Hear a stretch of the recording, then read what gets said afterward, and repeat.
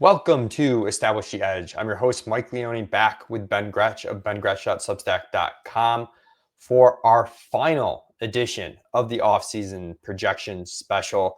We've gone through all 8 divisions. This is the 8th today. We will be looking at the NFC North. And Ben, let's get started right away with Detroit, a team that is difficult to project, more difficult than you would think to project, given Ben Johnson taking the Bears job, leading to an OC switch, and Ben Johnson, a lot of the offensive success of this team has been attributed to him.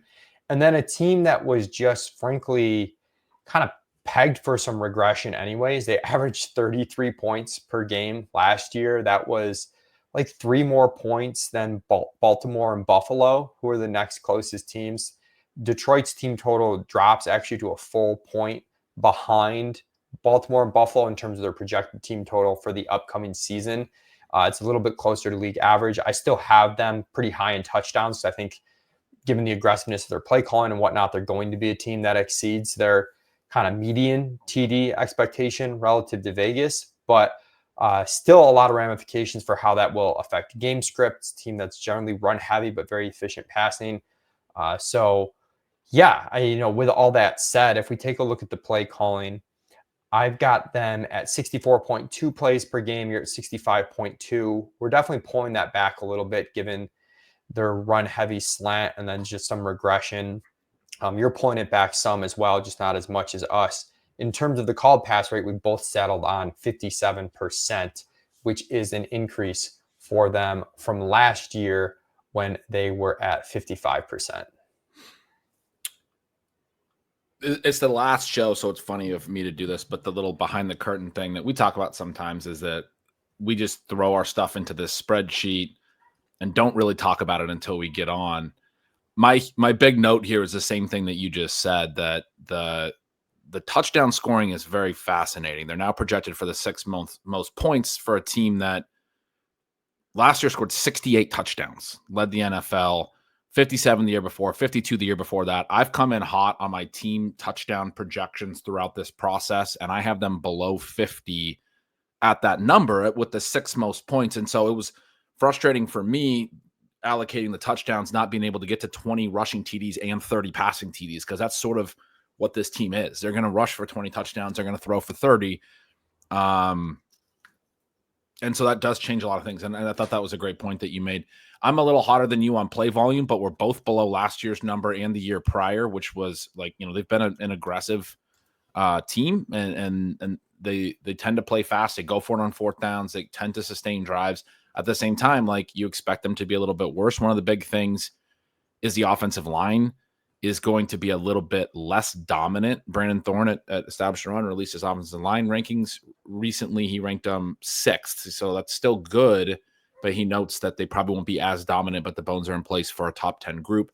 The interior of the line, they get Frank Ragnow retiring. They lose Zeitler or whatever his name is, the guard. They did take a round 2 interior offensive lineman to help that, but that's where there's going to be some trouble. They still have great tackles. Penei Sewell on the right side, probably the best in the league from, the O-line people that know better than me. But that may impact their ability to sustain drives at the same level. And just the fact that they've been so good the last few years is going to be difficult, as you noted, without Ben Johnson. So all that stuff, a big part of what's going forward.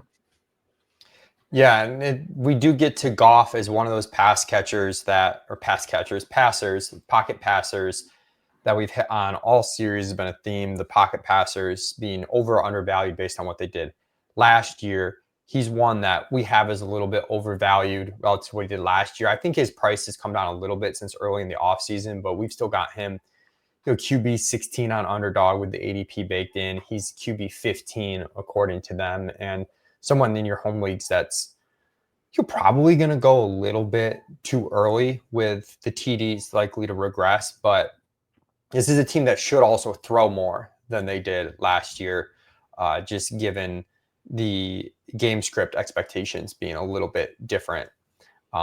It's tough to say, though, because as strong as their win-loss record was, they did get in a couple kind of nutty games, like the ones they were trailing with the Bills. They have shown that they will throw, at least last year under Ben Johnson, often when they have to and they get in these desperate situations. It's just they prefer not to be in those situations. So, dude, all in all, I think Goff is like slightly overvalued, but I think his pass catchers, ironically, it doesn't really extend to them, which we'll talk to when we get there. Yeah.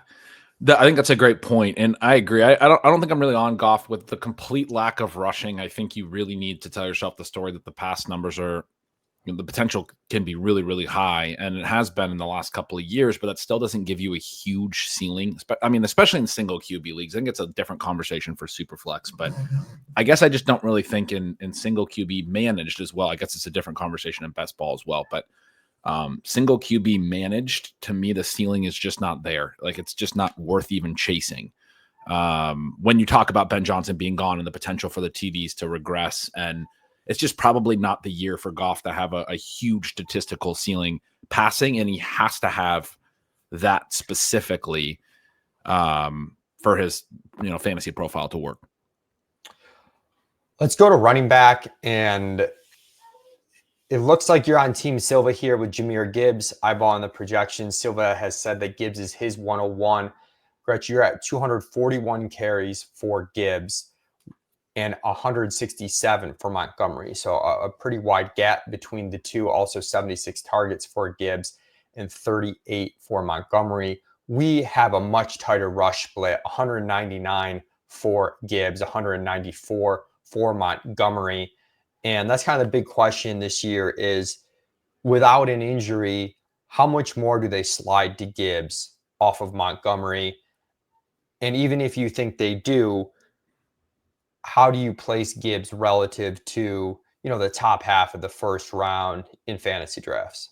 Yeah, I think the big stat for him that's been going around is just how dominant he's been when Montgomery's been out of the lineup in late last season, how good he was down the stretch. He's been close to a 30-point per game back in PPR in games that Montgomery's missed over the last couple of years, which is a very small sample. The two games that I think for Gibbs are really instructive and don't always get captured by a lot of people, because people will pull out the week 18 numbers and the playoff numbers, but week 18 they had to win the division against the Vikings. Gibbs has a 4-touchdown game, Montgomery not in. And then their playoff game against the Commanders, Montgomery's back, but not 100%. Gibbs has another monster game. Those are his two highest PPR games of the season. And so we saw a really huge ceiling at the very end of the year. On June 5th, when Dan Campbell was asked about sort of the different offense, he said that they tweaked a few things here and there, referencing the new offensive coordinator, John Morton, he was under Campbell and Ben Johnson in 2022 with the Lions, then spent the last couple of seasons in Denver. That was the Lions' first winning season under Dan Campbell's second season. And anyway, when talking more about Morton and what he wants, they referenced Jameson Williams, Jahmyr Gibbs, and LaPorta honing in on their versatility. And there was this, these quotes that, like, how many times and ways can we isolate one of those guys, get it in their hands, let them go to work? Gibbs is going to be 23 this year. He's 22 last year, turned 23 in March. Montgomery, for the record, is still very good and turned 28 this summer. So he's not he's old, but he's not too old. His missed tackles forced per touch and yards after contact per rush attempt stuff, which I look at as sort of the peripherals, were career high numbers last year. He was really good in the pass game. He had a huge yards per target and actually got a really high rate of targets per route. And so he had a 2.24 yards per route run, which is absurd for a running back because their ADOTs are so low. But he ran less than half the routes of Gibbs, only 152. I think there's an element here where, when he was on the field, defenses were maybe less concerned about the running back schematically, and that helped them kind of utilize Montgomery a little. But, I mean, not taking away from anything that Montgomery did, he was down to 4.2 yards per carry last year on the rushing side, and you have Gibbs at 5.6. That gap widened. Gibbs was 5.2 in year one. Montgomery was 4.6. So Gibbs went up from 5.2 to 5.6, Montgomery from 4.6 down to 4.2. And suddenly Gibbs is like a yard and a half better per carry in terms of the rushing efficiency. Gibbs's numbers are just elite. His receiving stuff, 8.2 yards per target, elite. And then when you have this new offensive coordinator who, when he talked, he was talking about Jameson Williams in March and was talking about his explosiveness, and then just brought up Jahmyr Gibbs unprompted and then comped him to Reggie Bush, which I was like, I kind of love, that little note as well, where when he's asked about one explosive player, he goes to Gibbs and then makes a player comp. He's like, I used to be around a guy, Reggie Bush, because he used to coach him apparently. So anyway, for Gibbs, I see the potential for him to take more of the work under a new OC who seems to really like him. The Silva you mentioned, he referenced the Jamal Charles early career with Thomas Jones. In Charles' third season, he had a 1,900-yard season and didn't even lead his team in rush attempts. Thomas Jones had just a little bit more rush volume. The next year is when Charles tore his ACL and Thomas Jones aged out a little bit. And the years after that, when Charles was back, the 2012, 2013, 2014, those are the years where Charles actually finally gets the full workload. He has a 300-touch season in 2012. That next full season he plays after that 1,900-yard committee season, which is what Gibbs just did last year, basically, although Gibbs did get some of the backfield to himself. But Charles did get that going into that next year after that ACL year, and has, the peak of his career in 2012 and 2013. And so I think those seasons are coming for Gibbs. I think from a talent perspective, he's clearly I think he's the best running back in the league. I don't think that's clear, but I think he's clearly in the top tier of the very best running backs in the league in terms of what he can do as a runner, in terms of what he can do as a pass catcher. The fact that he's done the things he's done in 2 years at age 21 and 22, it's just turning 23 in March. It's tough to hate on Silva much at all for having him one-on-one. I mean, this is a superstar. I'm gonna hate on it. So some pushback. First of all, I think Gibbs' talent is undeniable. Clearly, at least the middle of the first round pick guy. Some of the pushback, like the Thomas Jones, Jamal Charles comp, just kind of misses me a little bit. Jamal Charles or Thomas Jones, when he played for KC, was 32 and 33 years old, averaged like 3.5 yards per carry. In 2 full seasons as a starter, only saw 27 targets total. Like, this was not the same backfield split that we're looking at with David Montgomery, still in his 20s, still efficient and effective, and still used in the passing game. Like, it's very different. Also, Jamal Charles, the most efficient rusher in literally NFL history. Not that Gibbs can't be that, but that, I think that the comp overlooks a lot of like the actual nuance of the two situations. It's a good take. That David Montgomery is not Thomas Jones. I like that. Yeah, take. And Gibbs, if he's Jamal Charles, that's great, but that's the absolute ceiling is he's Jamal Charles. There's nowhere to go beyond that in that comp. There's no ceiling beyond Jamal Charles. Maybe there's nowhere to go beyond that. Maybe Jahmyr Gibbs becomes that. Jamal Charles had seasons averaging like over 6 yards a carry. Yeah. And he had a 104 target season as well, which is the one you're referencing. And maybe Gibbs can get there. Gibbs's pass catching hasn't been, I think, as good as people like to think it is or want it, necessarily to be. He had 63 targets in 17 full games last year. 3 of those in which David Montgomery didn't play. Those aren't big numbers. He had 71 the year before. I expect those to be up in a full season, given this team's going to throw more. And I do expect them to shift a little bit more to Gibbs. I just think the way this team wants to play, they're still projected to be good too, like with all this regression.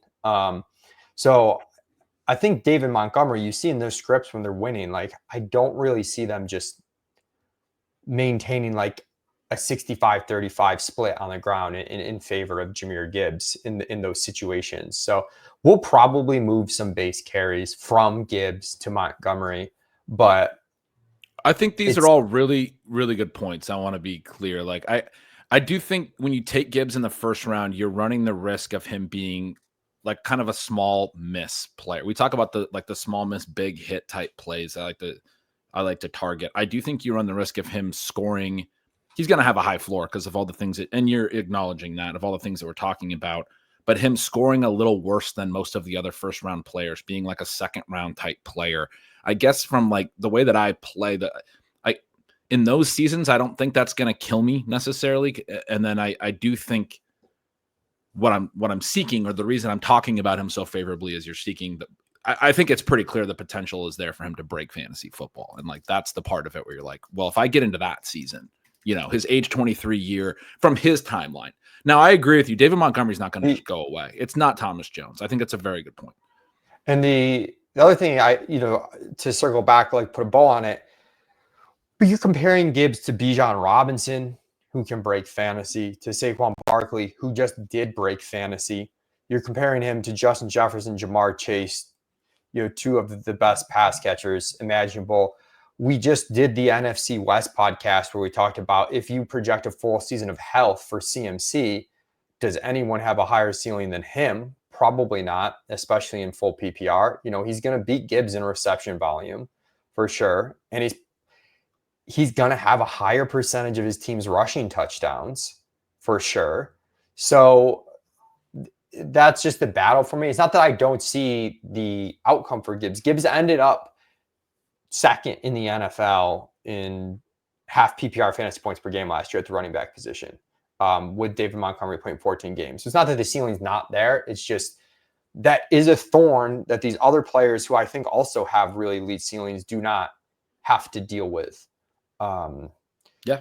And I'm not, Gibbs at 6 or, whatever. I'm not taking Gibbs. And our first round's so tight that I know in half PPR we have Gibbs, I think 6, and then a little bit lower in full PPR, which again seems counterintuitive, but goes back to that reception volume not being quite really what it was. And I just kind of view Gibbs, to me, maybe a little closer to Achane than he is to, Bijan Barkley types. But well, that's okay. I said Achane had the highest ceiling of anyone, so. We've had a few guys on this series who have had the highest ceilings of anyone. CMC, Achane, and Gibbs. No, it's okay. The listeners know that you hate Jahmyr Gibbs. I'll remember that.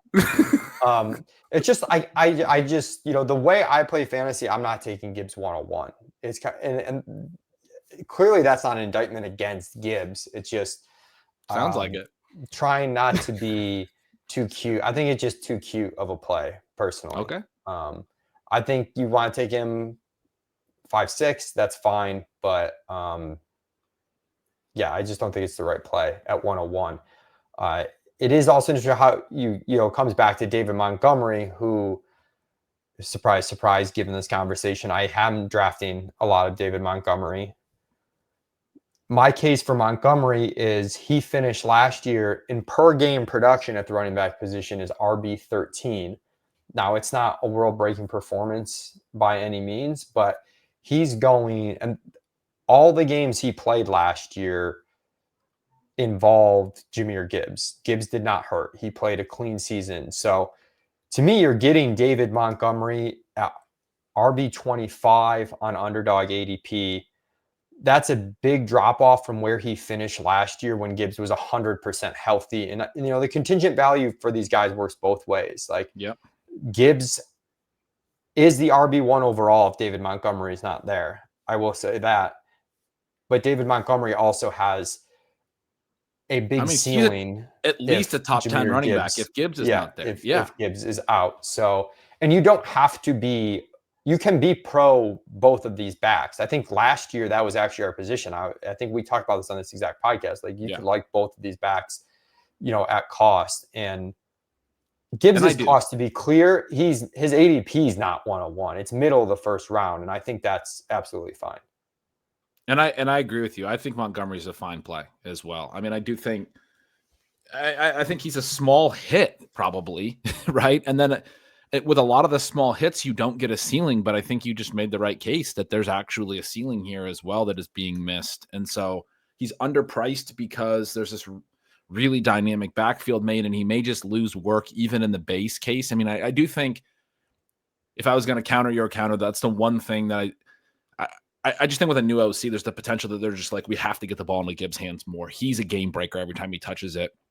And Montgomery's very, very good, but we don't have to prioritize getting him touches because they don't necessarily potentially shift the balance of the whole game every time we get, force feed him touches. And so that may be a calculation that happens with the new offensive coordinator, but Montgomery, I think, is at his cost is going to be a small win almost regardless. He's not going anywhere. Dan Campbell loves him, talks very, very highly of him, how he's a heavy runner, all these things. And like you said, we were on both these guys last year, and again this year. I definitely think you can be on Montgomery. And it's funny, we both have the exact same combined rushing touchdown projection for the two players, 18.3 combined, like to the decimal. We have the same rushing touchdown on Gibbs plus Montgomery. So the backdrop, of course, I do want to mention, against kind of what I'm saying is that there's going to be less fantasy points probably scored in this backfield than last year.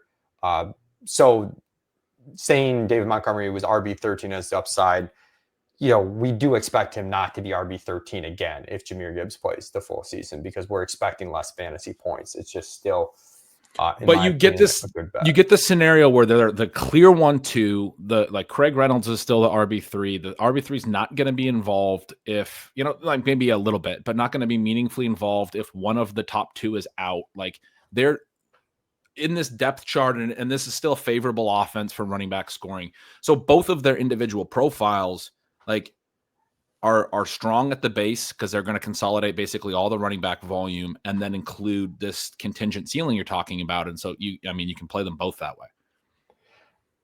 We have to move on before I just have visceral flashbacks to when I would argue with my friends about why Jamaal Charles needs more touches than Thomas Jones. And they would tell me that Thomas Jones plays an important role and needs to get his touches.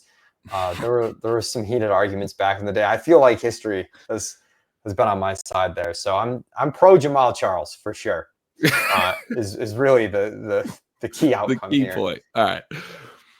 Wide receiver, we are higher than the market on Amon-Ra St. Brown. You've got him at 144 targets. We're at 134. I think there's the notion that, he's not a really high ceiling player. The way it spits out for us is this offense, even with regression, still expects to score a lot of touchdowns. He's the clear number one. I don't think his target share is really going anywhere. So I'm still very into Amon-Ra. It's just, it is a loaded first round, so I get him falling to the back end of it. But I think he's a very viable selection. It's just tough if you want to take him versus Nico or Malik Neighbors. Those are kind of the guys that are going ahead of him. Even Brian, Brian Thomas, not as much, but Nico and Malik and Cooper all are. I do worry a little bit about like the overall ceiling. But I'm with you. I'm gonna like cape for Amon-Ra whenever possible. There's another team that we talked about a lot on I believe the NFC West pod recently, that there were like a lot of teams that didn't have a lot of wide receiver 3+ targets. You get these teams that run a lot of 2 tight end sets and are concentrated on their top, wide receiving options, and they use the running backs in the pass game. There's a couple in this division. We'll talk about the Vikings are similar as well, but Tim Patrick played 16 games last year, ran a good amount of routes, only had 44 targets. Khalif Raymond's a rotational wide receiver 4. He only had 22. The rest of the receivers had 11. So you have 77 targets total going to the wide receiver 3 through like wide receiver 6. And their tight end 3, by the way, only had 1 target, I believe. And so you have Brock Wright as the tight end 2, getting a little bit of volume in these 2 tight end sets occasionally, but you're not incorporating the depth tight ends. They do have some touchdowns that have gone to like offensive tackles in the last couple of years with the Ben Johnson stuff. So we were talking about the touchdowns maybe coming down. For me, I consolidated the touchdowns more on the key players. But the point I'm getting at here is you have Amon-Ra, you have Jameson, you have Sam LaPorta. And I think that's the extent of the offense. And what happened in 2024 is with Jameson breaking out, we got to go back to 2023. Jameson suspended for a lot of that season. He comes back and he's not playing a full snap share right away. He finally hits a season high 72% snap share in the playoff loss to the 49ers that year. He broke that 72% number. I mean, he's not a 100% snap share guy, but he broke that number in all but 3 games in 2024. So he, like last year, very different than 2023. And what that meant was more pressure on the overall targets, right? Sam LaPorta, 2023, rookie tight end, has this monster year. What we saw the Jameson Williams breakout impact was LaPorta more. He goes from a 23.3% targets per out to 17.3 in year 2. We'll talk about him a little bit more. There's some splits that are maybe favorable for him. But Jameson comes out, has an 18.4% targets per out last year, and meaningfully draws targets away. Amon-Ra's targets per out also falls, but less. It goes from 28.8% and 27.4% in 2022 and 2023 down to 25.0 in 2024, which is still very strong.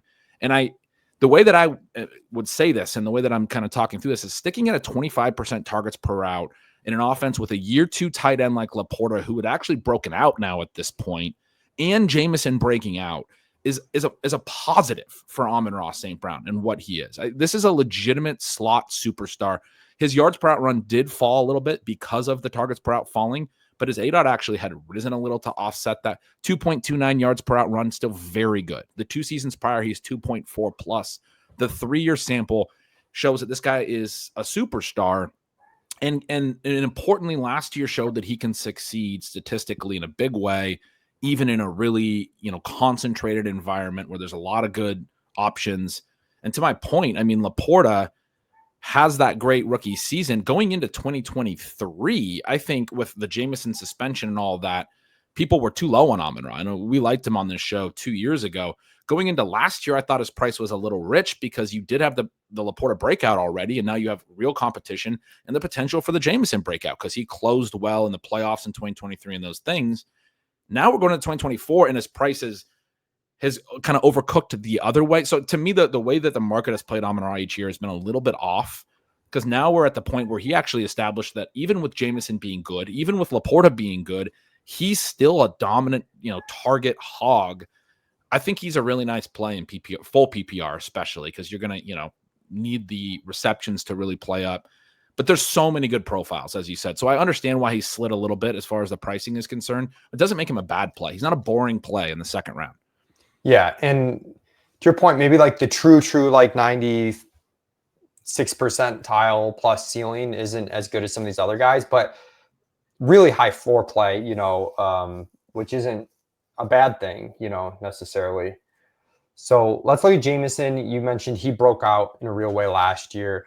He's had an interesting offseason. I don't even remember why the vibes at like the very early portion of the year, like even before drafting season started, weren't that great. And then there were some really positive quotes from the new OC and the team and whatnot. And the vibes just seemed to like completely shift overnight from negative to positive on Jamison Williams, another guy that Silva likes a whole ton. We've got him kind of like a neutral value, I guess, which is, happens with a lot of players. I know it's a boring side of things. We've got him at 94 targets. You're at 102 targets. Very similar fantasy output between the two of us on Jamison Williams. Yeah, the one big note, other than what I'd said about he actually played a full snap share all last year, stays healthy, has a really great season because he's really efficient in addition to the 18.4 targets per out I mentioned not being super high.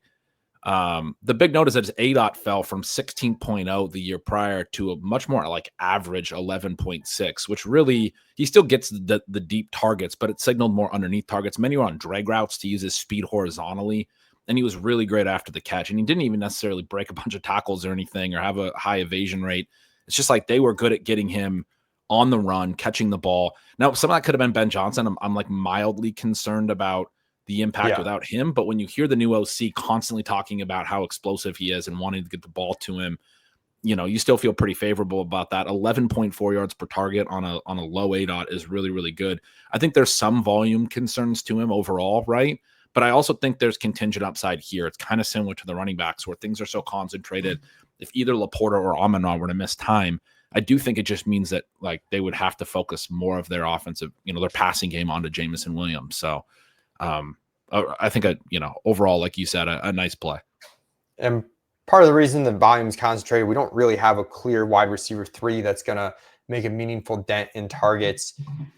Curious if you have any interest in Isaac Tesla, late round rookie as part of Detroit stacks, just given, honestly, for me, I've taken him some as just like, I'm blindly taking a rookie with uncertain depth chart on a team that's going to be good.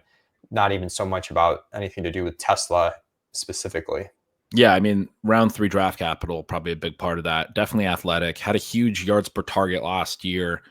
He had a tiny targets per route even in college of 13.4%.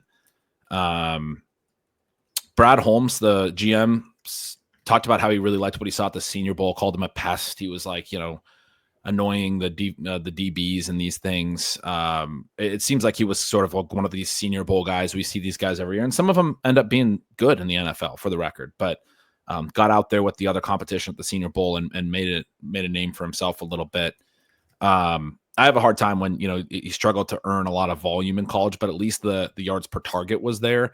I think early in his career, especially because of how limited the wide receiver 3 production has been the last few years, and because they like the Tim Patrick role. Like, I'm projecting Tim Patrick to still run the most routes as the wide receiver 3 because he's like a run blocker. And those, they like, I kind of see Tesla as the like handcuff to Jameson Williams to make sure they have an explosive, like, manufactured touch guy if Jameson were to miss time or something. But my concern is when he's actually out there running routes that it's maybe a lot of empty routes, a lot of like running off safeties because of that like limited targets per route. I think there can be some explosive plays for sure.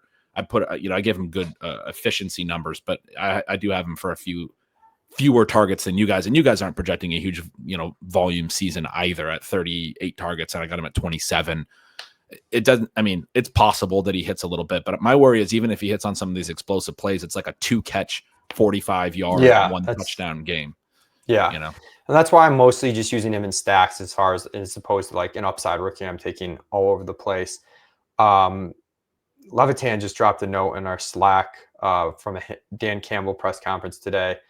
Believe me, David Montgomery is not forgotten. We know exactly who he is, where he is, and what he's capable of. And the 1-2 punch with he and Jahmyr Gibbs is special, and it's rare in this league. There's a place for David. He's going to help us, and we're going to use him, and we'll use he and Gibbs together. We'll do some of those things. We know he's one of our best offensive players. That's not changing right now. It's just a note on the Gibbs Montgomery stuff. Big moment in the in the series right there. I think Sam LaPorta at tight end here is undervalued. It's hard to say that too macro just because the tight end ADPs are all over the place by site. That seems to be like one of the positions that like really varies a lot site to site. Like everyone has him as the tight end 4, but where the tight end 4 goes is very different. But on both FFPC and Underdog, we have him as a value. Started out the year with a really sketchy role. It was kind of odd, not entirely sure what was going on. Interested to hear what you have to say. But he did close the second half of this season really well. Was more consistently around a 20% target share. If you get a tight end even close to that and an efficient offense, he's a very high TD scorer year in and year out. I think I don't think his rookie year is priced enough into his current price. I know it's not the most recent season, but I'm in on LaPorta. Yeah, sort of that long view we like to talk about sometimes. This is a guy who was a really good prospect, had a great rookie year. Last year was a little disappointing, but he's very good at football. He's a good tight end. You want to be in on him. He was inactive week 11. Prior to that, was a 1 game he missed. Prior to that, his season high was just 6 targets, and that had come just in I think he did it twice in like the 3 weeks leading into that week 11 inactive. The first like 7 or so weeks, he was even below that. He averaged 3.6 per game prior to week 11. After that week that he missed, he hit at least 6 targets in each of the team's final 8 games, averaging 7.25. So that was, the season high prior. He's hitting it every single game after. You asked, kind of what my read on that was. I think it's fairly straightforward, actually. I think it's the Jameson Williams thing, where this is a guy that they really wanted to get back in the fold. Former, high-end first-round pick. They took him in, first half of the first round a couple years prior, had all these issues, had some, off the field issues with the gambling stuff. He's got suspended the year prior. Late in the season, started to come on. They talked him up all off season. They really want to make a point to get Jameson Williams into the fold.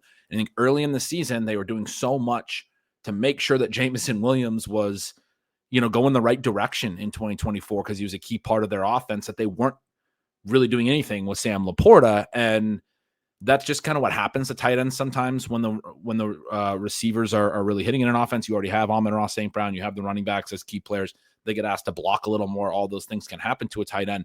But the key point is that they basically course corrected within the season in 2024. That they were like, we still have a really dynamic tight end in Sam LaPorta, and we don't want to stop using him. And that in his final 9 games, he had 6+ targets in every single game. That's, to me, validates what you said, that he's undervalued. I came through the projection feeling even better about it. The numbers that I gave earlier about his targets per out really falling from year 1 to year 2, still not in a terrible range in year 2. And then if you split it as the first half and second half of year 2, obviously would be much better in the second half of year 2. He's not going to probably be in the, really strong targets per route or market share range that he was in his rookie year again, because that was a year where Jameson Williams was suspended and then not even playing a ton when he came back.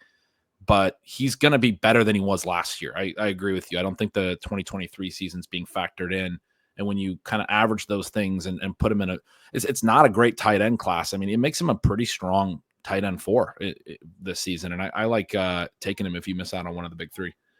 Yeah, and the weird context with Detroit is on one side you've got Ben Johnson gone and maybe a little bit more risk on these guys systemically than we're talking about. But at the same time, you don't have depth. Wide receiver 3 through 5, there's not much there. Beyond LaPorta at tight end, you've got Brock Wright, Shane Zylstra. These aren't players that are going to be involved in the same way that LaPorta is if LaPorta goes down. So, that's always a good indicator for the other key pieces from the running backs to Amon-Ra and Jamo and everyone here. Yeah, LaPorta, that's a great point. LaPorta's production last year was purely because of other good players in the offense, but he has contingent upside as well. I mean, if Amon-Ra misses or Jameson misses, like you're talking about LaPorta playing a bigger role right away. He's a core player in the offense. Let's go to Minnesota. In terms of play calling, we're pretty close here. I'm at 63 plays per game. You're at 62.5. Called pass rate, we're both right around 62%. JJ McCarthy is one of the quarterbacks that I've been most in on at cost in best ball. Redraft, it's tough to do single quarterback redraft strategy because you do start to wonder about like pure ceiling stuff here. But in best ball, where you're drafting multiple quarterbacks, I think he's very undervalued. We've got him at 7.5 yards per attempt. You're at 7.9. So it seems like you're reading this similar to us, where the combination of the play caller, the skill players around him, the dome environment, all that, probably going to keep JJ McCarthy up and probably propped up Sam Darnold a good bit last year. I think it propped up Darnold. I think we saw in the second half of the year that the overall passing volume and production got a lot worse. Like Justin Jefferson finished with a career low 2.5 yards per out run. He was at just 2.11 in the final 9 games, including the postseason, which I have as a cutoff just because it relates to when Jordan Addison started to see more volume late in the year. But I do think that the defense has sort of found out Darnold a little bit in the second half of the year. But overall, you get this really great season. I'm with you. I'm in on McCarthy. I think you're talking about McCarthy being a potential upgrade on Darnold, the way that we've talked about with some other young quarterbacks taking over. I think I talked about it with Penix and Cousins and potentially Cam Ward in Tennessee over Will Levis, which is more straightforward. But Bo Nix last year over Russell Wilson the year prior is an example where I think KOC felt handcuffed by Darnold late in the year. I think KOC's a really sharp coach, and I think one of the very best young coaches in the NFL. They've gotten this team to overperform the last couple of years. And one of the issues is they actually didn't have a great offensive line necessarily last year, and they were still able to kind of get Darnold to really produce despite Darnold not being great under pressure necessarily. They really attacked improving the interior of this line. They bring in that Freeze guy from the Colts and Kelly, the other guy from the Colts. They drafted a first-round lineman. Their tackles were already like decent, but they have like this really good core now. Brandon Thorne noted he only didn't have him in the top tier because of continuity issues, but like they pretty clearly have the upside to have a top 3 offensive line. And now you have JJ McCarthy coming in behind that with, I think, the best 3 receivers, including Hawkinson, I guess top 3 group in the league, because I think Addison's a little bit underrated. Obviously, having Jefferson in that group is key, and then Hawkinson being a really high-end tight end, in the second year off as an ACL. I think you have really dynamic weapons there. You have a dynamic running back in Aaron Jones out of the pass game.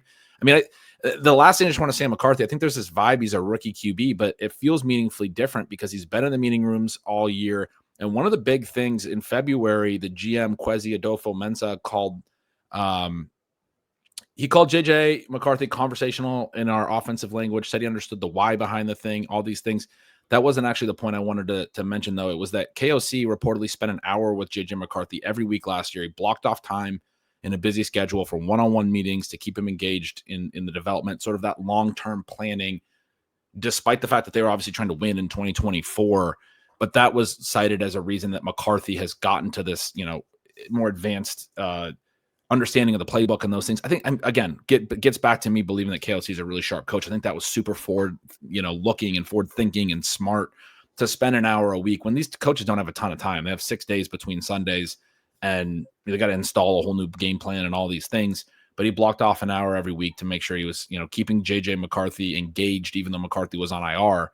And I think it's going to, be pretty darn helpful going into year 2 that he's not a rookie quarterback, that he's been around the offense and what they're expecting and what they're seeing on film and all those things for a full year is very favorable. Yeah. And I mentioned, the positive play caller too, to put numbers on it. Minnesota was actually 3rd highest in the NFL on our numbers in pass rate over expectation last year. Now the PROE came down league wide, so it wasn't a huge number. It was 3.5%. They were closer to, just as close to the middle of the pack as they were to KC and Cincinnati, the true outliers there. But it's still notable. And the year before, when they had disaster after disaster at the QB spot, they had Josh Dobbs coming in, not knowing the playbook. They had Jaron Hall in there at times, Nick Mullins. They were plus 2.5% in PROE. So, that's who they are. I think maybe there's an inkling that they're going to, rookie, quote unquote, rookie quarterback. They're going to take it easy. I don't see that happening. They've also been, above average in pace over expectation in neutral situations the past 2 seasons as well. We get another interesting running back split to talk about here, Gretch. Aaron Jones versus Jordan Mason. You've got this split a little tighter than we do. We're at 186 carries for Jones, 141 for Mason. You've got it 179 for Jones, 163 for Mason. But you've got a bit more in the target department for Aaron Jones at 63. We're closer to 50 and about 20 for Mason. So a little tighter in carries, not a crazy amount. We both do have Mason with the higher rush TD rate of this duo, which kind of makes sense. We think, he could take some of that goal line role a little bit from Jones. But I have a tough time evaluating these San Francisco running backs when they move on. The yards per carry stuff for Mason, incredible last year. So I'm curious how you read this room. Yeah, no, I mean, I think that's a great point about what Mason actually is. There's a lot of quotes that we got on the Mason stuff in the offseason, so I'm gonna mention a bunch of those. But KOC said he's a big fan. And so anyway, he was also, this first quote's about Aaron Jones. He said he's at his best when we can keep him fresh. He called Mason a perfect fit, not only to pair him with Aaron, but schematically with what we want to do. He later said on Jones, when he has historically had that 1A, 1B backfield structure, he can be a total game changer every time he touches the ball. And then importantly, he emphasized Mason when talking about Mason. He emphasized goal to go, goal line, short yardage stuff. Shout out to the Coach Speak Index Discord, where I grabbed a lot of these quotes. But he noted they struggled there last year. They had just 9 rushing TDs last year, one of only 4 teams below 10. Unsurprisingly, the other 3 teams all had losing records. This is a team that won a bunch of games, right? And yet weren't able to run the ball.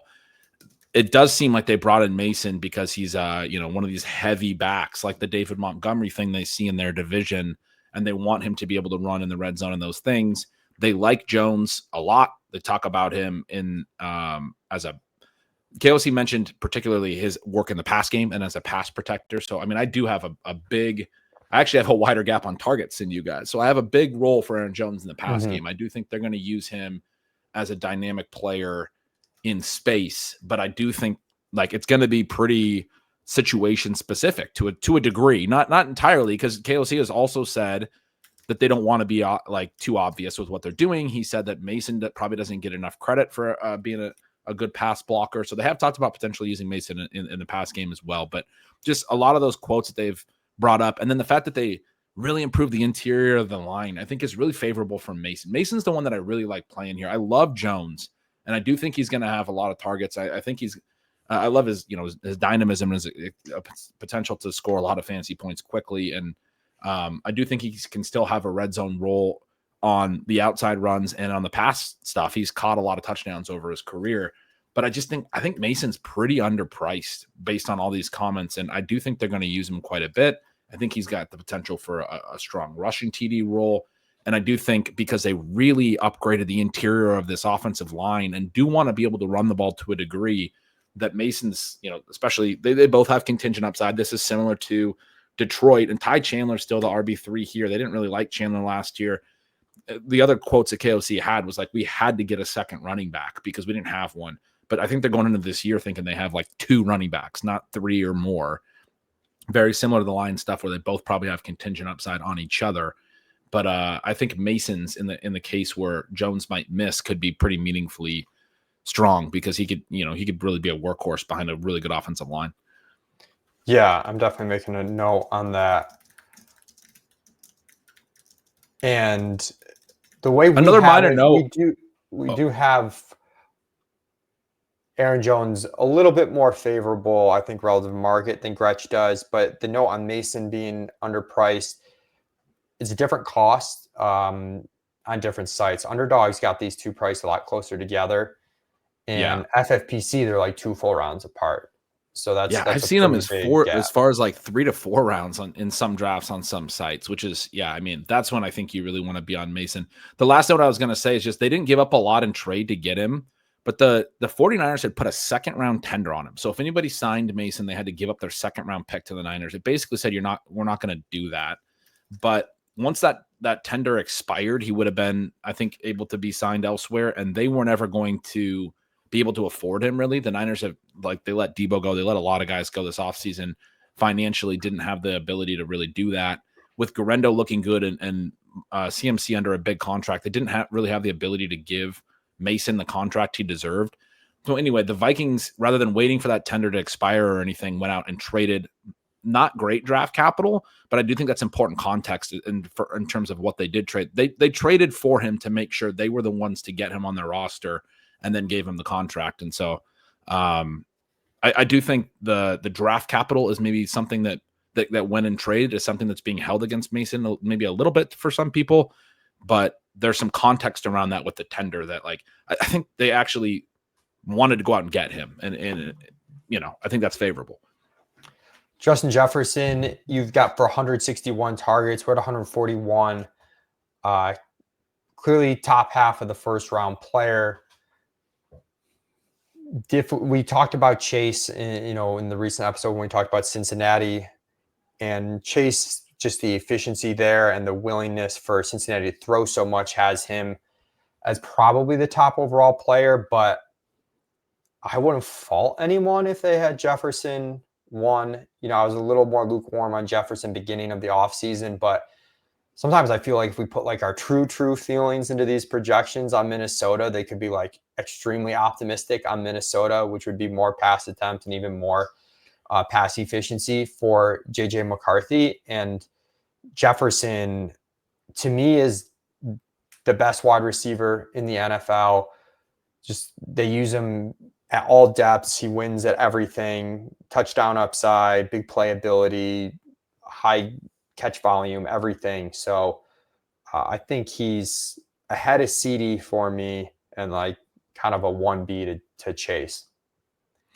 I love the way you said that. Jefferson. So my note was that Jefferson came out behind CD in my projections in terms of the raw PPR points. But I wrote that I'm not aggressively playing that way. It's a reflection of more offensive uncertainty and JJ McCarthy's efficiency, whereas Dallas projects as an easier team volume and QB efficiency combination, mostly just due to the length of the data we've seen there. So I had this really minor note to myself that Lamb has situational downside from what's probably somewhat of a favorable projection. Jefferson has situational upside if JJ McCarthy really hits. Basically what you just talked about. Just in terms of where I'd shade their ranges relative to what those projection numbers actually were, which for me is I come to one number. You talk about you guys use do a better job of trying to capture the whole range of outcomes and use it stealing cases and those things. But if we really did get into what happens if the Vikings really hit. I mean, I do think I agree with you. This is a team with the way that KOC is coached and what he's gotten out of the different quarterbacks that you listed earlier, and the fact that they upgraded the line and all that stuff. There's a potential for, a really great year in Minnesota for sure. And I'm projecting a pretty big gap between Jefferson and Addison. I do think the 3-game suspension for Addison is that we were kind of expecting, I guess. That probably hasn't been announced yet, but entered a plea deal or what have you. You'll have better information than me on that. But I do think that's meaningful because I do think it's worth noting that late last year, Addison's age 22 season, there's the JSN with Addison where he's a 21-year-old rookie in 2023, age 22 season. He really takes off in the second part of that season. Guy already has 19 touchdowns through 2 years. He actually had a better 21-year-old rookie year in 2023 than JSN. He's going into his age 23 season. Those final 9 games I mentioned earlier when Addison really started to take off, it's a similar stat to LaPorta. He saw more than 5 targets just once through week 10 last year, and then he never saw fewer than 6 after week 10, including the postseason. That meant that in that span, he had a targets per route of 20.6%, and Jefferson was actually quite a bit down from his normal numbers at 22.2%. Their volume really converged. Jefferson had 80 targets over those final 9 games. Addison had 70. Obviously, Jefferson has a way better long view, and we think Jefferson's potentially the absolute best player at the position in the NFL. So I'm not projecting it that way to be really, really close between the two of them. I have Jefferson at a 28% market share. Addison for a full season, I would project at 21%. So I'm projecting a pretty big gap. I do think that's a meaningful note with Hawkinson coming back in his second year off the ACL, that there's 2 other really good players in this pass game. And I'm at least a little bit aware of that. Yeah. And Addison he goes in a range where honestly, I'm like really drafting wide receiver heavily. So I get a good amount of Addison in best ball thus far. I don't necessarily have him like way ahead of the receivers in his range, but I'm comfortable taking him. The suspensions in best ball is not that big of a deal. That's when your team is healthiest. Those are the 3 games. If he's going to miss 3 games, those are the 3 games you want him to miss.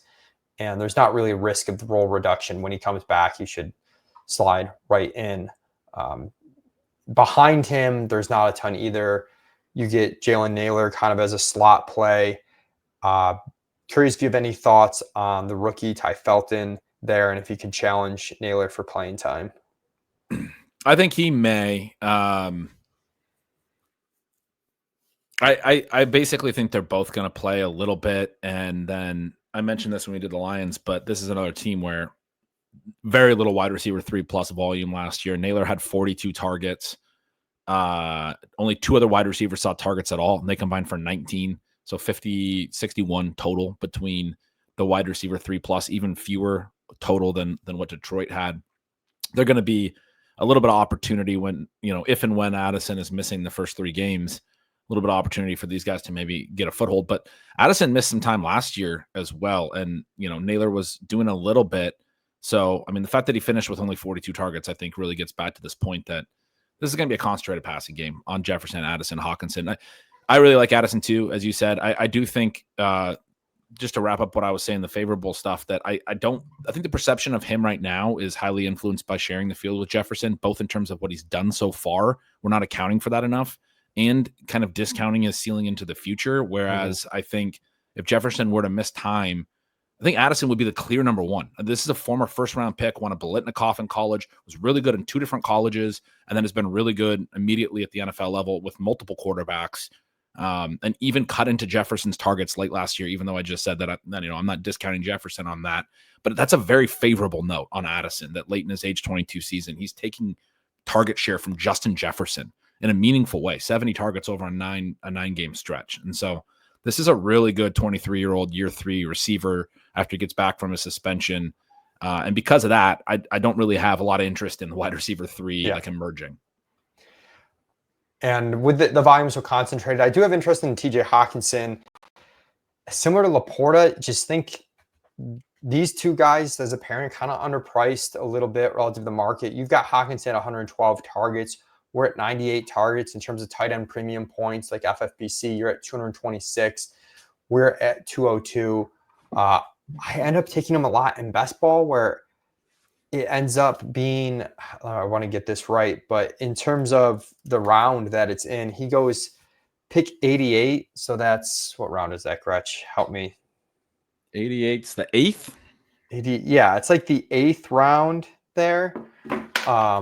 The beginning of the 8th round, first 38th round, beginning to the middle of the 8th round. And at that point, a lot of times, if I have not taken an elite quarterback or McBride or somebody, I've got 7 running backs and wide receivers on my team. And I wouldn't say I have a huge, have Hawkinson is way undervalued compared to the receivers there, but with already filling those positions of need, I find myself taking a good bit of Hawkinson over, Michael Pittman types, at that point in the draft, or Darnell Mooney at that point in the draft. And those are 2 receivers that I like, to be clear. Just from a roster building standpoint, you do get some upside from Hawk.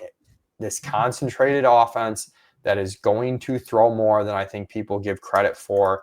Hawkinson, too, someone that didn't have a great catch rate last season, but he was at 60, or he was up at 75% the year prior. And you remember last year, he missed the beginning of the season with injury. I like Hawkinson here as age 28 season.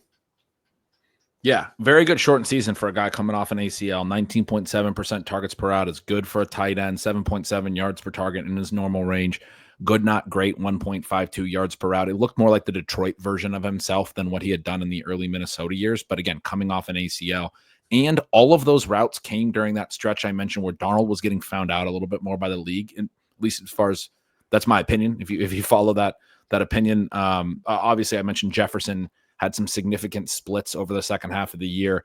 Addison was coming on a little bit, but I think there were meaningful concerns. Certainly the last 2 games that Darnold played, in the Week 18 loss to the Lions and then the playoff game, he looked really pretty poor, and the team was ready to move on from him at that point. So that's the version of the passing game that Hawkinson was running all his routes in and looked decent in. I'm with you. I take a decent amount of him. He's another one that I think, if you miss out on tight ends up to that point, I'm like, well, this is probably the last best good profile. It's kind of how I feel when LaPorta's there, and then it's kind of how I feel when Hawkinson's there. Let's go to Chicago, a team that very early on in the offseason I was worried was maybe a little bit overvalued. The prices have come down, I feel like, since the beginning of the offseason. They didn't add a lot to the running back room. And I find myself really wanting to buy into the uncertainty here of a team with a quarterback who was the clear number 1 pick in his draft class entering year 2 with what seems to be a pretty massive upgrade at head coach, particularly on the offensive side of the ball with Ben Johnson coming in. So there's different ways to attack this, though. Even if you like the offense, you might disagree on the best way to attack it. In terms of play calling, we both have Chicago slightly above league average. We're at 63.5. If you've listened to the previous versions of the podcast, Ben's noted that the league average did drop last year to below 63. And in pass rate, you're at 59.5%. We're at 61.5%. Team did run the ball a lot, obviously, in Detroit. Chicago not expected to be in as favorable game scripts as Detroit was, is kind of why we have it leaning a bit heavier to the pass, but we're still, relatively close on those numbers. And what it nets out after scramble sacks and everything is we're both at like 32.5 pass attempts per game and about 28 rush attempts per game. We're very close in the final output there. Yeah, I thought I was going to be maybe too high on the pass rate here. I was kind of unsure where I wanted to land on it. I like your guys' number. It's kind of what I'm going at. Their PROE last year in Chicago did wind up negative. The Lions, obviously under Johnson, negative. But I kind of agree with you that the circumstances point toward potentially being a little bit more of a pass forward team than either Chicago last year or Detroit last year, where Ben Johnson comes over from, which is not necessarily the expectation when you look at the data and these situations, and typically. So Good. And do want to note here with Chicago too off the outset, the O-line was an issue last year.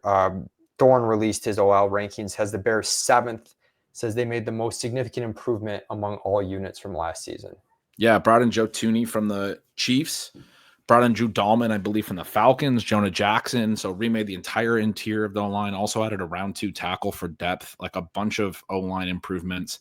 This is a team that is really like one of the hardest projections. At the top of my notes, I just have some like overall notes sometimes, and I have like 5 for the Bears. Sometimes I don't have any for a team. I have like 5 for the Bears. One is that I don't really know what to do with Chicago's 2024 data, because I was really down on Shane Waldron and Matt Eberflus, and then they get fired in season. They leave a poorly conceived offense without any leadership, which arguably it never really had. I mean, is a brutal spot for a rookie quarterback. The market has a middle of the pack here for 2025, so they're projecting significant improvement relative to that.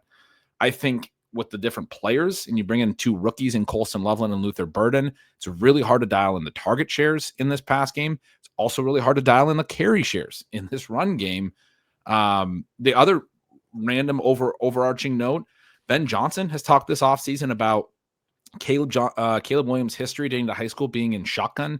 They want to try under center. That's Ben Johnson's offense. The offensive coordinator also mentioned this. They want to pair their run game with their pass game with their under center stuff. But both Johnson and the OC said, we're going to see how Caleb Williams does with that, and then we'll maybe have to rethink some things. So basically, they're like, we don't know if our quarterback can run the offense that we want to run. They're obviously very committed to Caleb and have a lot of very favorable things to say about him, but he's just never really done a heavy under center offense. And so that's something that they are going to find out in training camp and in the preseason, and could be a meaningful storyline throughout their season that needs to be, thought about. The final little high-level note I have, Leone, is that in the pre-draft discussion, Ben Johnson was talking about passing EPA being important to winning games, and that they want to inflate that number with a higher completion percentage and run after the catch opportunities. They obviously added some of those profiles in the draft. I think that's a really important thing, that the way that he's thinking through the pass game. I just talked about how Jamison Williams, when we did the Lions, had his ADOT come way down and had a bunch of run after the catch last year in Detroit. That's something that Ben Johnson's going to bring to Chicago, I think, as well, and gets to the point of their pass rate may be a little higher, but with short passing opportunities and some of those things, extension of the run game stuff. So how this offense is going to look, you mentioned the O-line improvements. How this offense is going to look is very up in the air, very hard to parse. It's definitely going to be better than 2024. Like I do think we can really strongly say that. And that concern about Waldron and stuff, that's in the numbers as well. There's a bunch of numbers from last year that suggest that the offense was just really bad. Let's go to, actually, I guess, Caleb, let's talk about fantasy value for him. He is sort of at the start of this range where I really love taking quarterbacks in best ball. We have him as the QB 10, but he goes off ADP wise as QB 12 at pick 109. And that's where I'm really like these 3 quarterback builds in best ball. Can get a bunch of guys that we've liked over this series that go between ADP positionally 12 through 22 at the quarterback spot, that are very stackable, that have, maybe not top 5 upside, but QB 6 to 12 overall upside. And I'd include Caleb in that stretch. And he kind of starts him in Fields to an extent, start the quarterbacks in one quarterback leagues that I'm interested in, if missing out on, kind of the elite grouping.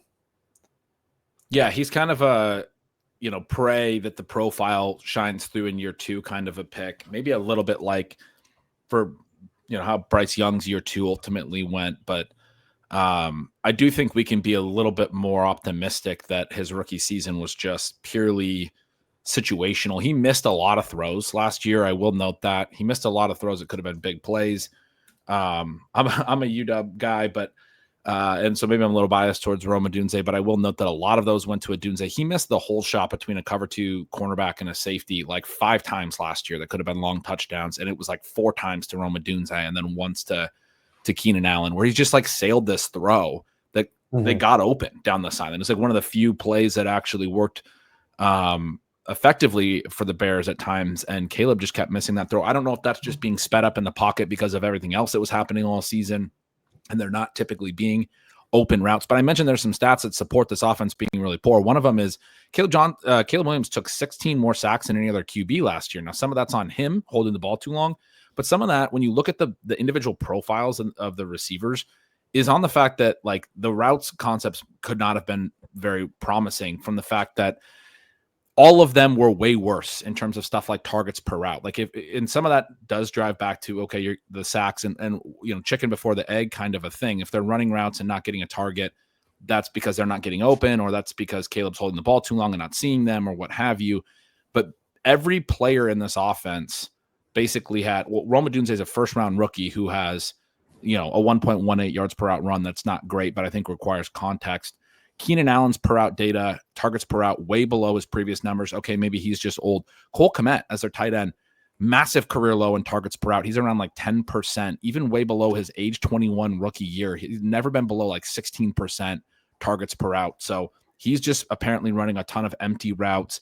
DJ Moore, 7.3 ADOT career low. He got a lot of quick hits, but he had been up at like 11.9 in 2023, which is above the wide receiver average.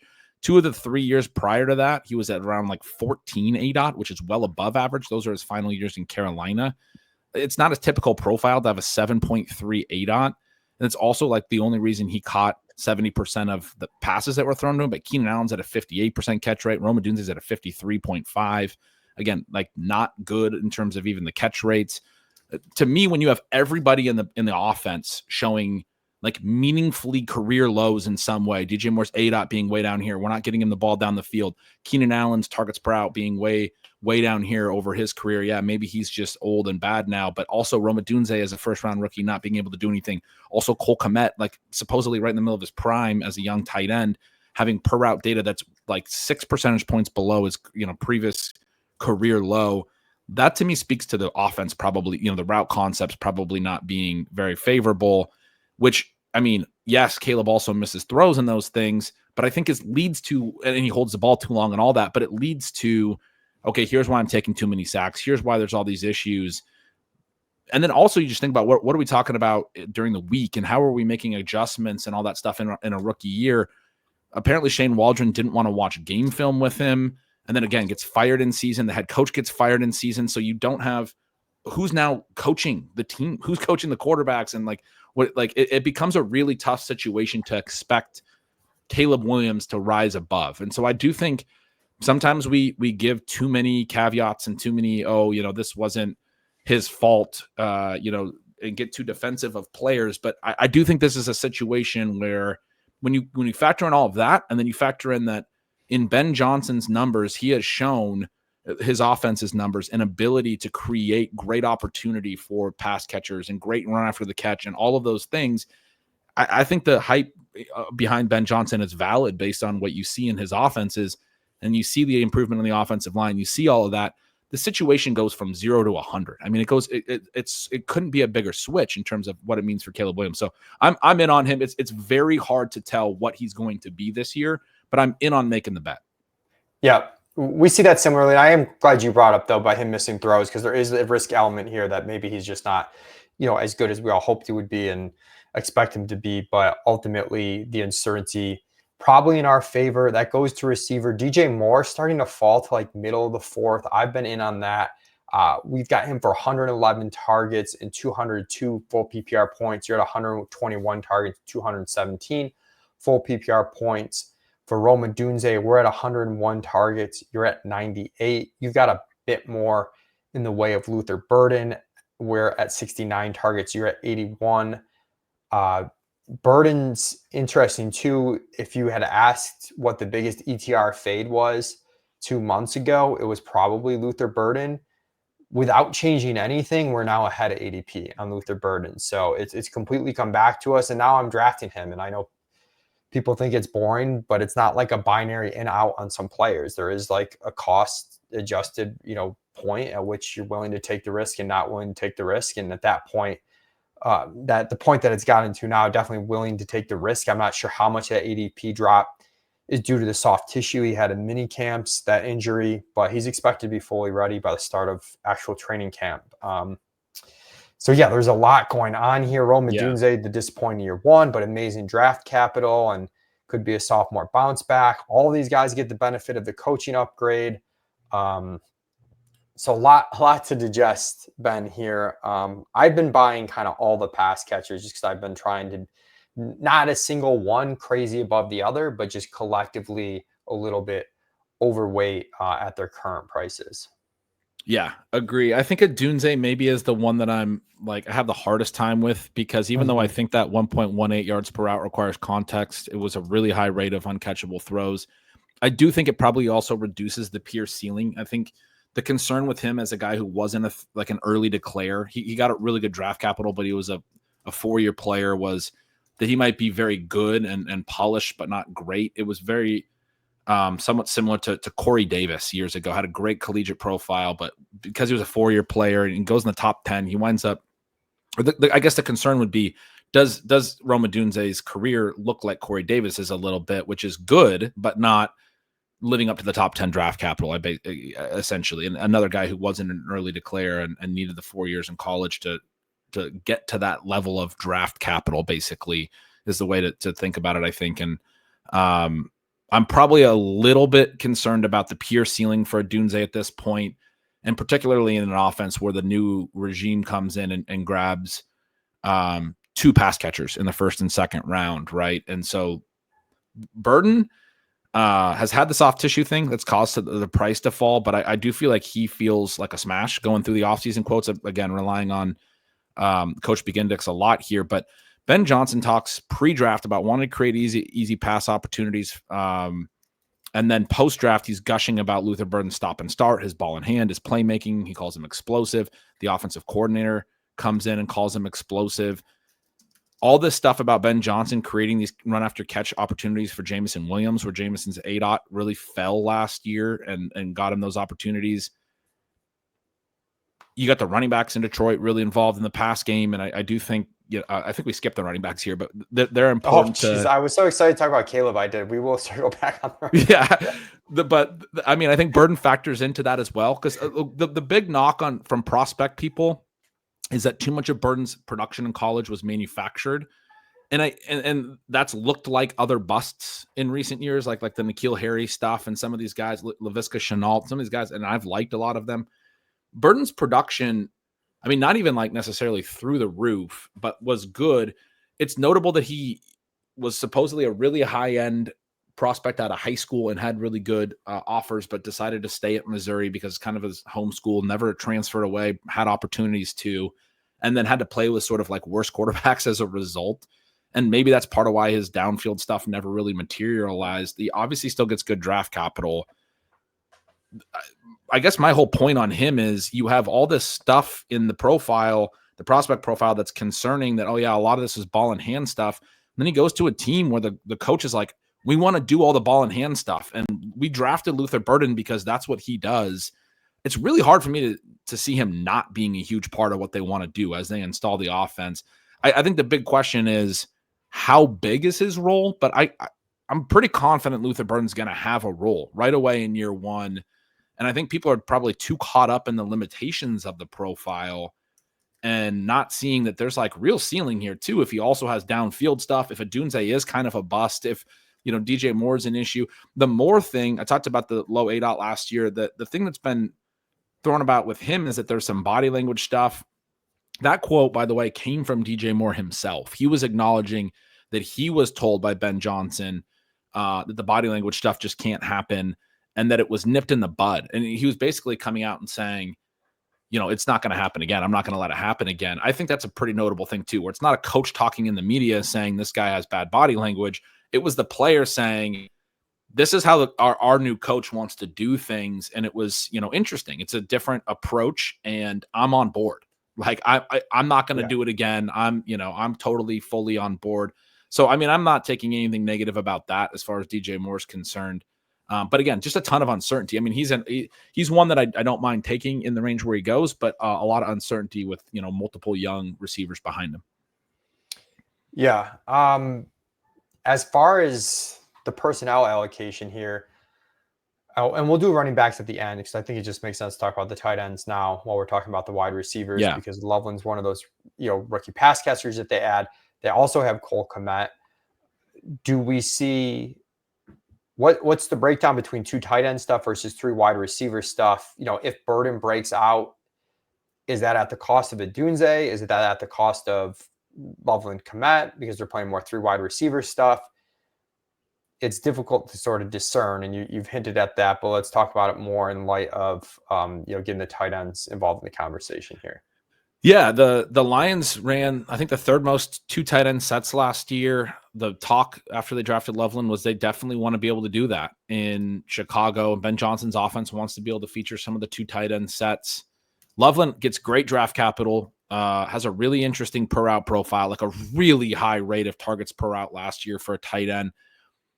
I also think what's going overlooked a little bit is the raw production is not that great. It's in a lower overall volume passing game, and then Loveland just didn't run a lot of routes. He never ran more than 273 routes in a collegiate season, which is a concern because he also has a shoulder thing that he's been missing the whole offseason program. They're hoping to have him back by training camp. I do think he's going to play plenty, but Ben Johnson said at one point this offseason that tight end's the second hardest position to learn behind quarterback. He did right after that say that Loveland has the capacity and that it shouldn't be a problem. But you have Cole Kmet, another capable young tight end, and they're talking about the 2 tight end sets and all of those things. I'm interested to see that we were both really close on the Loveland and Kmet stuff because Loveland came out a little below ADP in mine, and I felt like I was pushing him a little bit because I am concerned with an offseason injury and a profile where he never ran big routes volume in college, how we get to the rookie tight end stuff is real, and the coach is acknowledging it's a hard position to learn. How we get to big routes as a rookie, I do think people are pointing to Ben Johnson with Sam LaPorta a few years ago.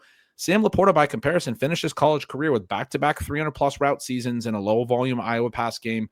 He was very clearly more of a full-time player than Loveland was at Michigan last year. Michigan also kind of a low-volume pass game, but just very clearly Loveland was more of a part-time player. Loveland gets hurt in the season last year, only plays 10 games, but to just put some stats on what, like, the per route data was crazy, 37% targets per route, but his yardage totals in those 10 games, because he's not really running a massive amount of routes, 112 was a season high, 87, 83, 70, 67, 41. I'm going down from best to worst. 41 was his 6th highest yardage total in a 10-game season, where his per route numbers, again, look fake. They're massive, but he's below 41 receiving yards in 5 of those 10 games. He did catch 3+ balls in every game. And again, like, it's important that he has a really strong profile and got really good draft capital, but relative to that and relative to his ADP, I'm concerned about him as a year 1 tight end being a monster fantasy piece. Yeah, I have concerns about the monster ceiling. We do like him a bit more relative to ADP. Similar projection as you on him. We're both around 160, 165 tight end premium fantasy points, 77 targets, but quite often your projections are a little more optimistic. So when we're the same on a guy, we're kind of implicitly a little bit higher on the guy. It is a tough projection for sure.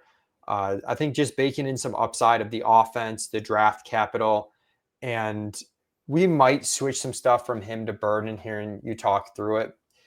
I am, recency bias, do have Ladd McConkey in my mind as like the monster per route guy that we were concerned on volume, and then they just used him in the NFL and he was able to do it. Tight end, as you know, is a different position.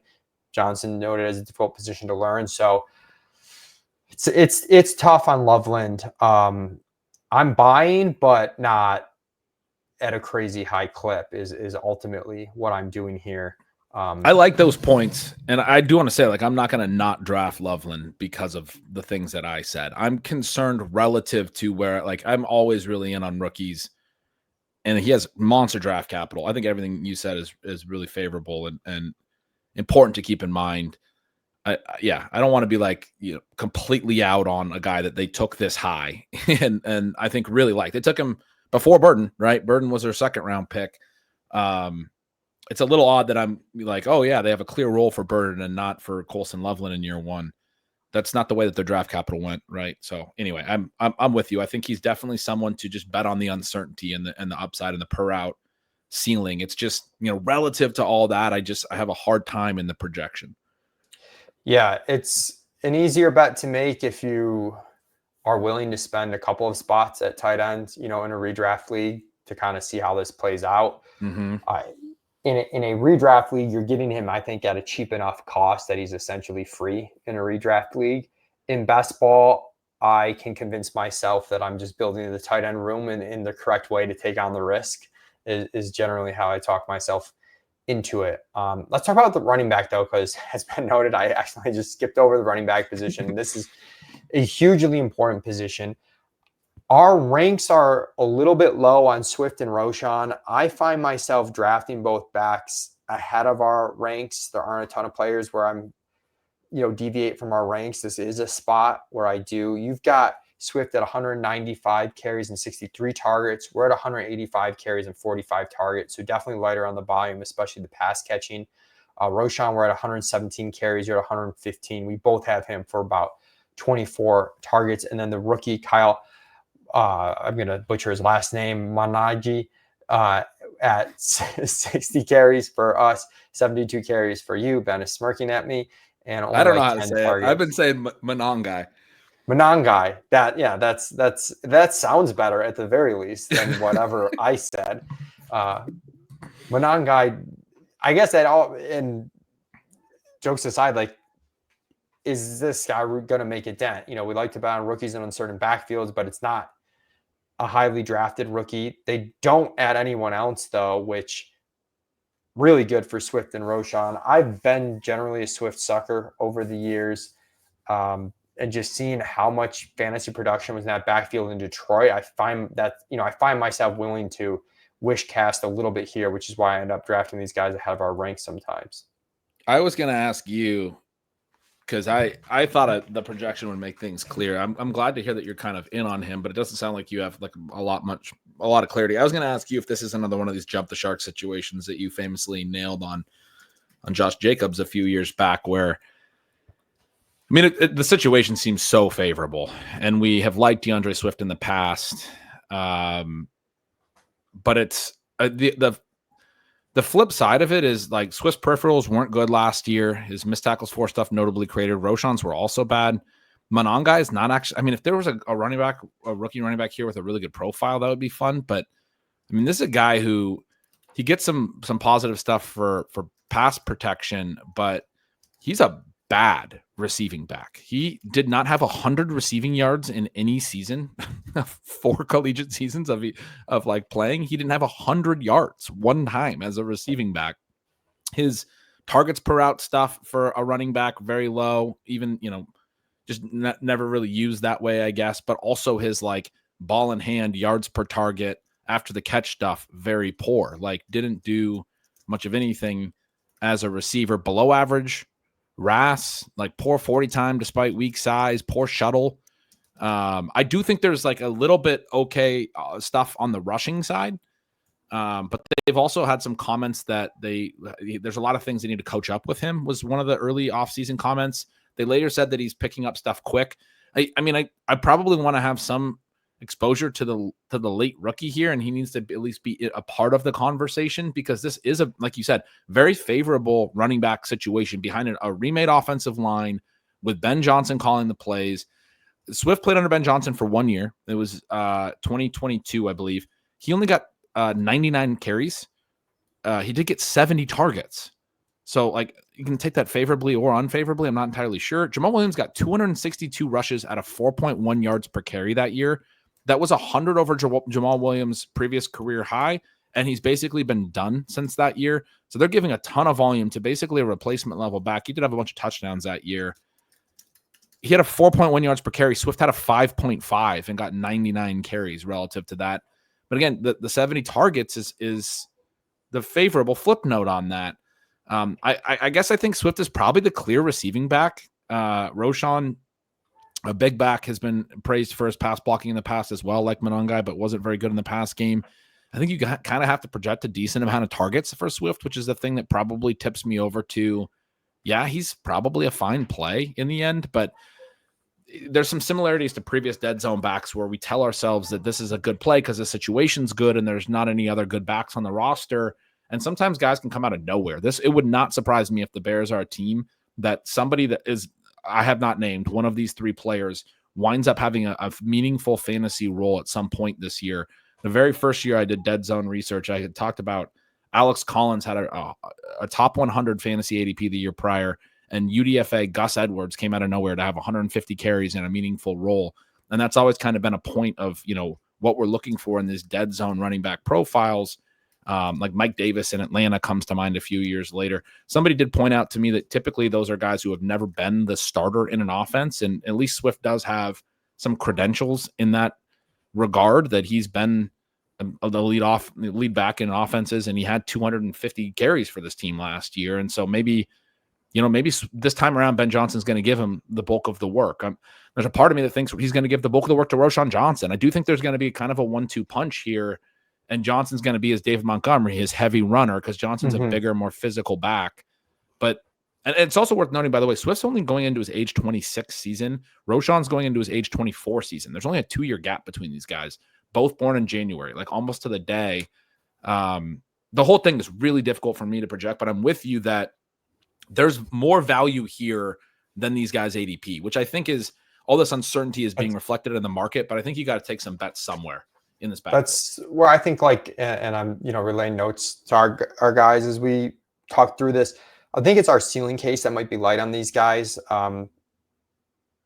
especially like the base efficiency we have for both players is pretty low. But we've noted the OL improvements and Ben Johnson being here.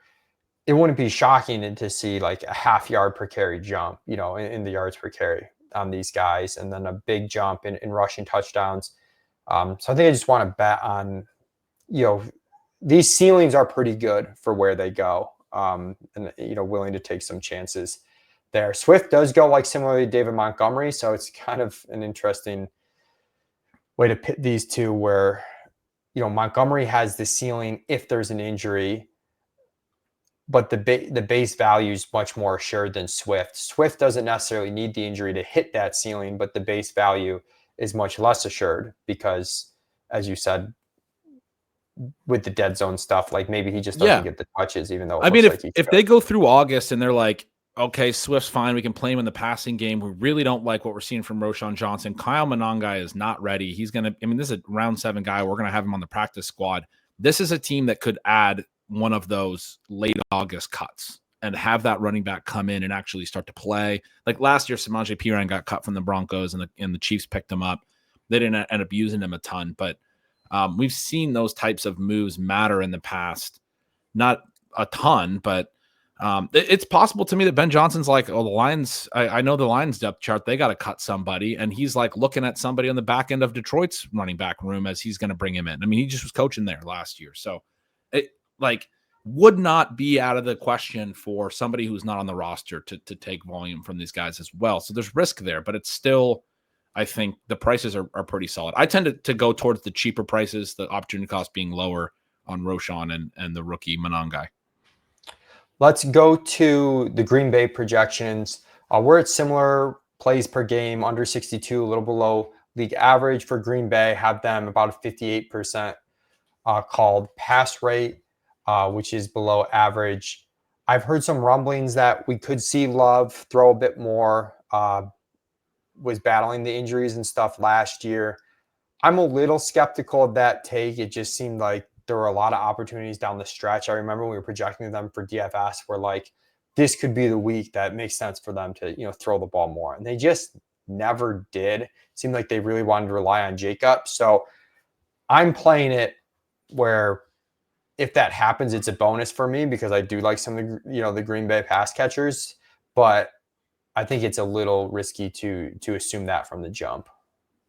It is, but the extent to which their season was limited pass attempts is notable. Third fewest passes in the NFL, ahead of only the Ravens and Eagles with mobile quarterbacks. A massive shift to a negative 8.4% pass rate over expected and 51.8% pass rate over 2023, where they were like 0.002 to the positive on pass rate over expected and a 60.6% pass rate. So they drop about 9 percentage points, both in the over expected and pass rate, essentially 8.5 and over expected.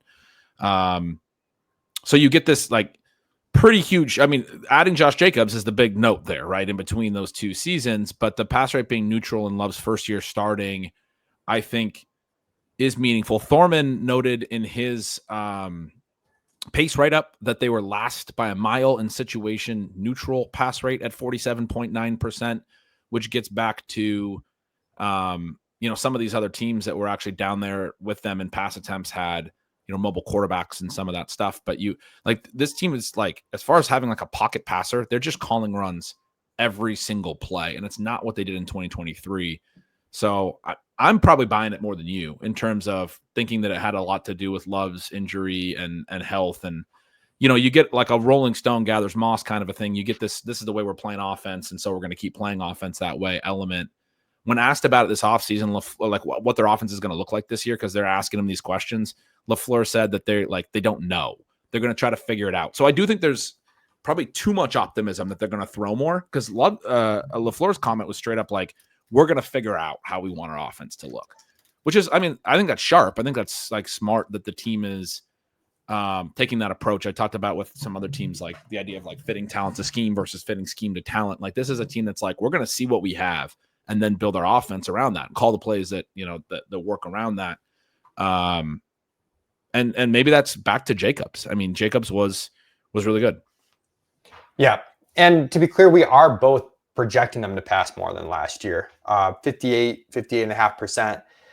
In the Jordan Love games, they averaged a 54.7% pass rate last year. So we're expecting that to come up. The Malik games really brought it way down, right? Yeah, the Malik games were insane. We're just not expecting it maybe to come up quite as much as I've seen in the market. I think there's potential for that, but not building in an above average or even a league average pass rate relative to game script at this point. Still expecting them to be a little bit minus PROE. And we both got Jacobs getting a lot of the work. You've got him for 265 carries, 43 targets. We're at 241 carries, 43 targets. I know last year some of the offseason was, LaFleur's used split backfields in the back. They're not going to give Jacobs the full workload. He gets it, pays off his price tag. This is a tough one for me because I've been taking him in round 3, even in the beginning of round 3. But of the backs I'm taking that early, it's probably the one I'm most worried about because there is a pretty big dependency on volume. But LaFleur does seem to be able to generate a high floor for this offense kind of regardless of situation. And it does just seem clear that they want Jacobs to be an integral part of that. At the same time, it is a volume dependent back. At this point, we're not getting a ton of efficiency from Josh Jacobs in terms of big plays and whatnot. And, those types of backs are somewhat concerned. I say he's volume dependent. He was at 4.4 yards per carry, which I know it's not the best metric to view things, but it is better kind of than I guess I recalled in my memory. Yeah, he's like a really good success rate rusher. You're right. He lacks any rate of breakaway runs, like really low rate for like a heavy volume, like running back. I mean, most of the league's other high end running backs that get this kind of work have higher breakaway run rates, like 15 plus yards per rate of rushes that go for 15 plus yards or what have you. His evasion and yards after contact stuff was improved last year. He's still good. 260 plus touches all 6 years of his career, a true workhorse. He's probably not too old yet. He just turned 27 in February. Christian McCaffrey had 2,000 yards at 27. Saquon Barkley was 27 last year with his 2,000-yard season. Derrick Henry was 30 last year. He had 300 plus touches each of the last 3 years, 28, 29, and 30. Ironically, to this discussion, he did get injured in his age 27 season, but clearly, wasn't too old at that point. Kamara had one of his bigger seasons in the later part of his career at age 27. He played 15 games, which for him is basically a career high. He's only been over 15 once, way back in his rookie year. Had a big year at age 27. Jacobs is fine from an age perspective. I think he's probably in line for a huge workload again, as you say. But he is a volume dependent back in the ways that you said. I completely agree with that. And they do have good backups. I'll note that. Like I kind of want to be in on Marshawn Lloyd. I still like the talent profile. willing to make that bet some. They're talking about like what he can still bring to the offense. This isn't like the Kendre Miller thing where like the next year the Saints are like, we don't like this player anymore because he couldn't stay healthy. Like the Packers are like, we're really excited to see what Marshawn Lloyd can bring again this offseason. And beyond that, Emmanuel Wilson was very good last year, and Chris Brooks was in kind of like a third down role and was very efficient as well. And so now you have the reason I'm not super into Lloyd is I think the RB3 and RB4 question here is more impactful than a lot of the other places. Emmanuel Wilson, Chris Brooks, these guys are actually probably going to play a decent amount. But it's all like, it's enough talent behind Jacobs that when you get to the point of him being a volume dependent back, and there's only 72 targets for the running backs total here last year. They were also under 100 in 2023 when they threw the ball more. Jordan Love pushes the ball vertically. There's been a lot of talk of getting like, Tucker Kraft more involved in the short area of the field and these things. So I don't love the running backs to be a big part of the pass game either. So it is a little tricky. The touchdown rate has been really high though, and it was really high for Jacobs last year. I think that's the play, and I think you like him more in non-PPR formats. Yeah, if you are taking him, definitely. I've taken some Marshawn Lloyd late in best ball. It's an easier redraft play though, where if he doesn't win the RB2 job, it's a drop. If he's stuck on your best ball roster, that's a wasted pick. If he doesn't win that job, or at least win it throughout the season at some point. Structurally, I'm kind of just trying to avoid having too many of these really late running back picks right now because of that. But I do take Lloyd from time to time. You mentioned they have some RB depth there. Emmanuel Wilson was solid last year, and it's not a given that Lloyd, just because he's the younger back, is going to get that RB2 job over Emmanuel Wilson. Receiver, we have a big discrepancy on Jayden Reed, so I want to talk through that. You've got Jayden Reed at 113 targets. We're at 77. This is probably one of the bigger, it's the last team we're doing, and it might be the biggest target discrepancy we've had the entire series. So definitely interested to hear your thoughts on Reed. I'll let you talk through them and then kind of note why we have him where we do. Yeah. I mean, as far as, this being the last team, I do think Jayden Reed may be one of the most important players for fantasy football this year. And so we'll talk about him, right? He started hot. He sagged as the pass rate sagged. He was still over 2 yards per out run for the second straight year with a jump in efficiency. His ADOT was higher. He's produced in a lot of different ways. He got 20 rush attempts last year. What's weird is in the offseason, they talked about him wearing down. Their offensive coordinator had a comment. Again, shout out to the Coach Peak Index that had a comment that he wore down a little bit late in the year, or that was sort of what they thought in terms of they wanted to keep him fresher in these things. I think it's interesting that they brought in Savion Williams, who's a guy who can probably take some of that work and be a guy who I'm sorry, I'm noting in our spreadsheet, or I'm seeing in our spreadsheet that my projection for him didn't populate for whatever reason, but I have him projected to take a lot of the rushing work off Jayden Reed's plate. Like I wonder if the fact that they talked about Jayden Reed getting a little worn down had to do with the fact that he got 20 carries last year. Because what's weird is he only had 389 routes in 17 games. It was actually down on a per route basis from his rookie year. He had 387 in 16. So it's weird to me that they talked about him wearing down late in the year. Like I think it's very possible that I'm too high on Reed, but I think like what I strongly believe is the clear best talent in this wide receiver room. When you look at the back-to-back years of 2+ yards per out run and getting there different ways, his targets per out came down, but his yards per target shot up last year. It's very reminiscent to me of Deebo Samuel 2021. Going into his third year, has not run a lot of routes. This is the same as Deebo was going into his third year. Has had his usage a little bit pigeonholed, and people are talking about that usage as being limiting, and then the usage opened up for Deebo. The positive note on Deebo was the per route stuff. He had been a 2+ yards per out run guy 2 years in a row, and we talked about it at the time. Our buddy Pat Crane had a cool stat that the guys who start with 2+ yards per out both of their first 2 years basically all tend to be superstars.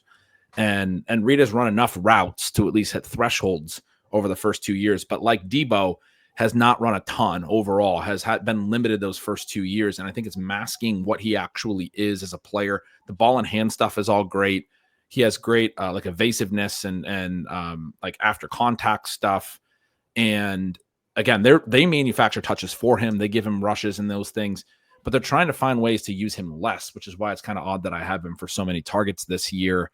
But he actually, another one, Matt Harmon is really in on him at reception perception. And he noted that he ran a huge number of post patterns, like one of the highest rates of post patterns in his sample, like of all time in his sample. So they actually do run read down the field some. And early in the year, he had some big plays down the field, and that stuff just kind of disappeared late.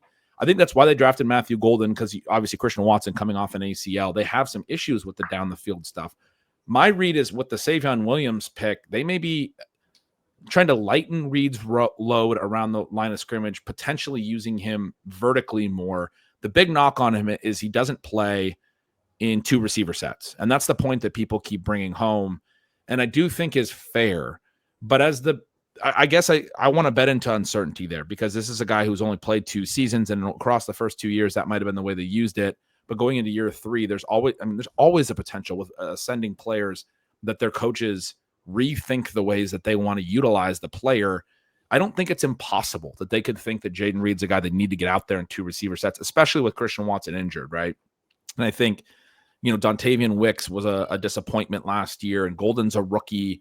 Dobbs had some concussion issues and things. We're going to talk about those other guys, but if they think Jayden Reed is one of their best players, just because they haven't used him in 2 receiver sets up to this point, which by the way is fully baked into his price, I don't think that it's impossible that they wouldn't change that. And if they change that, it's a lot like another, breakout from 2021 when Cooper Kupp's routes suddenly spiked that season. His efficiency spiked as well. He went on to have the greatest receiver season of all time. Not saying Reed's going to do that, but there's some of this stuff here in the per route profile and the actual peripherals and the ball in hand and all the things that Jayden Reed does. And the fact that he actually does run more vertical routes and he's good down the field than I think people realize. I think he's kind of just a gimmicky player. He's not. This is a receiver that can do everything and just has not run 400 routes in a season yet. And if he does, and if he gets the opportunity to play in those 2 receiver sets, I think at his price, he's fine if he's not running in 2 receiver sets. I think that's over baked in. He's too efficient. He's too good. He's going to have a high enough floor. He's still a good pick there. And then if he does run in 2 receiver sets, then all these people that are unwilling to draft him because they're so confident his role can evolve in year 3 are going to they're going to really regret that, basically. I mean, if his routes really jump. Yeah. I don't know if it's fully baked into his cost is where I would disagree. I do like Jayden Reed, and we do take him. I think we'll probably up his ceiling target share in the case he does play more. It's concerning to me that he was so successful on a per route basis again, and they still wouldn't give him any more of those. He ran 2 wide receiver sets in 2023, 4% of the time, and in 2024, 6% of the time. So it's a very low number. 2 years in a row. You mentioned it's only 2 years, and he's had a great start to his career. So they could definitely do things differently, but it seems like they prefer other guys on the outside, including, even though Dontavian Wicks was disappointing, he ran a lot. His player participation overall is a lot less than Jayden Reed's, but he played 55% of 2 wide receiver sets. Romeo Dobbs is over 50%. They draft Matthew Golden, who I think will play in those. And even Bo Melton and Malik Heath, Bo Melton, who switched positions, played 29% 2 wide receiver sets. So it's a very conscious coaching decision to not have him in 2 wide receiver sets thus far. You're definitely right that it could change. It's interesting to me how even these wide receiver 4, 5, 6 on the team are leapfrogging him in the 2 wide receiver sets. Yeah, that's not great. One of the things we talked about on the show the last couple of years with this passing game is they went and got a bunch of young receivers, and then they've kind of let these guys grow together. All those names you mentioned, young players, right, including Christian Watson as well, who's rated 2 wide receiver sets, I'm sure is very high too. I guess I think that they may have had that limitation on Reed because they had enough other guys they wanted to give opportunities to. But once you see multiple years of underperformance, really, with a guy like Wicks earned volume again at a really high rate, but he could not translate targets into production, 5.6 yards per target. Dobbs was actually quite a bit better, a guy that you were higher on than me last year and definitely were right on. He was very strong. Just the concussions ended up being, unfortunately, a problem, but he was like their best player in routes per game, had a career high yards per target at 8.6. had a good year for sure. Other than the health stuff kind of were a problem. I guess I feel like that could have, like, some of the stuff that drove the 2 receiver set trends in the past. The way that I would look at it to be probably too optimistic is that there's only room for that to go up with Reed, right? Like that you're talking Well, there is about only room for it to go up. I mean, yeah. that's. But I guess the question is the probability. Like, we want to play the uncertainty, but we also want to be aware of the probability that goes up. You know, last year I thought it was maybe like a 50-50 shot. It went up. You know, now I'm thinking it's like 15-20% shot that it goes up. You know, I'm probably a little higher than that. But what do you think his ceiling is if it goes up? Well, that's the other thing I want to get to. The targets per route run stuff. Like, he was at 21%. Dobbs was 22%. Watson 22%. Kraft 19%. You know, Jacobs 22%. Melton and Heath 22%. This is, you know, the targets per route run very spread out. He was awesome on a per target basis, but it's not like he was, you know. And then Wicks up at 29%. Wicks is really the only guy who elevated in terms of targets per route run. So it's not like Reed was earning a ton of targets even in the 3 wide receiver sets relative to his routes run. So his targets per route were 4 percentage points higher as a rookie, and they fell way down. But then he offset that with really strong yards per target efficiency, and we usually see the efficiency lead to more volume. So the way I'm reading that is the 2 sides of the yards per run equation. He got there as a rookie with pretty good efficiency, yards per target after the target efficiency, and a stronger target earning rate. And then this past year, it was flatter, to your point. I completely acknowledge that. But then he was also really efficient in yards per target and actually raised his yards per out run, even as his targets per out fell meaningfully because of how many plays he made with the ball in his hand. So I guess I'm not completely discounting that. I'm just saying sort of long view, whatever, you know. One of the guys that he got comped to a lot as a prospect was Stephon Diggs. And this, to me, is somewhat reminiscent of the first couple years of Diggs' career until he got a fuller usage and things got a lot more exciting in his profile as well.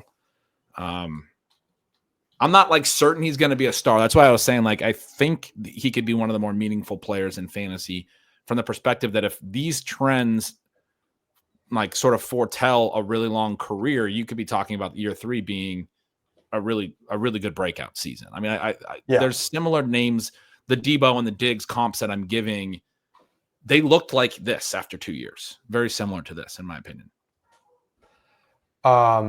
Let's go on to the other. And also, I'd note that I'm drafting Reed at cost. I'm just not ahead of ADP as far as Ben is.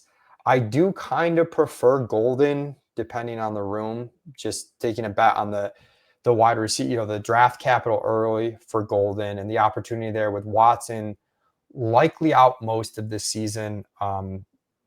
Gretch has Watson for 27 targets. We have 21. So we're expecting him to play maybe a little bit back end of the season. Probably doesn't make a meaningful dent into this room, but it is notable that when he does play will be, you know, playoff time for fantasy playoffs. Yeah, that's tough for Golden, right?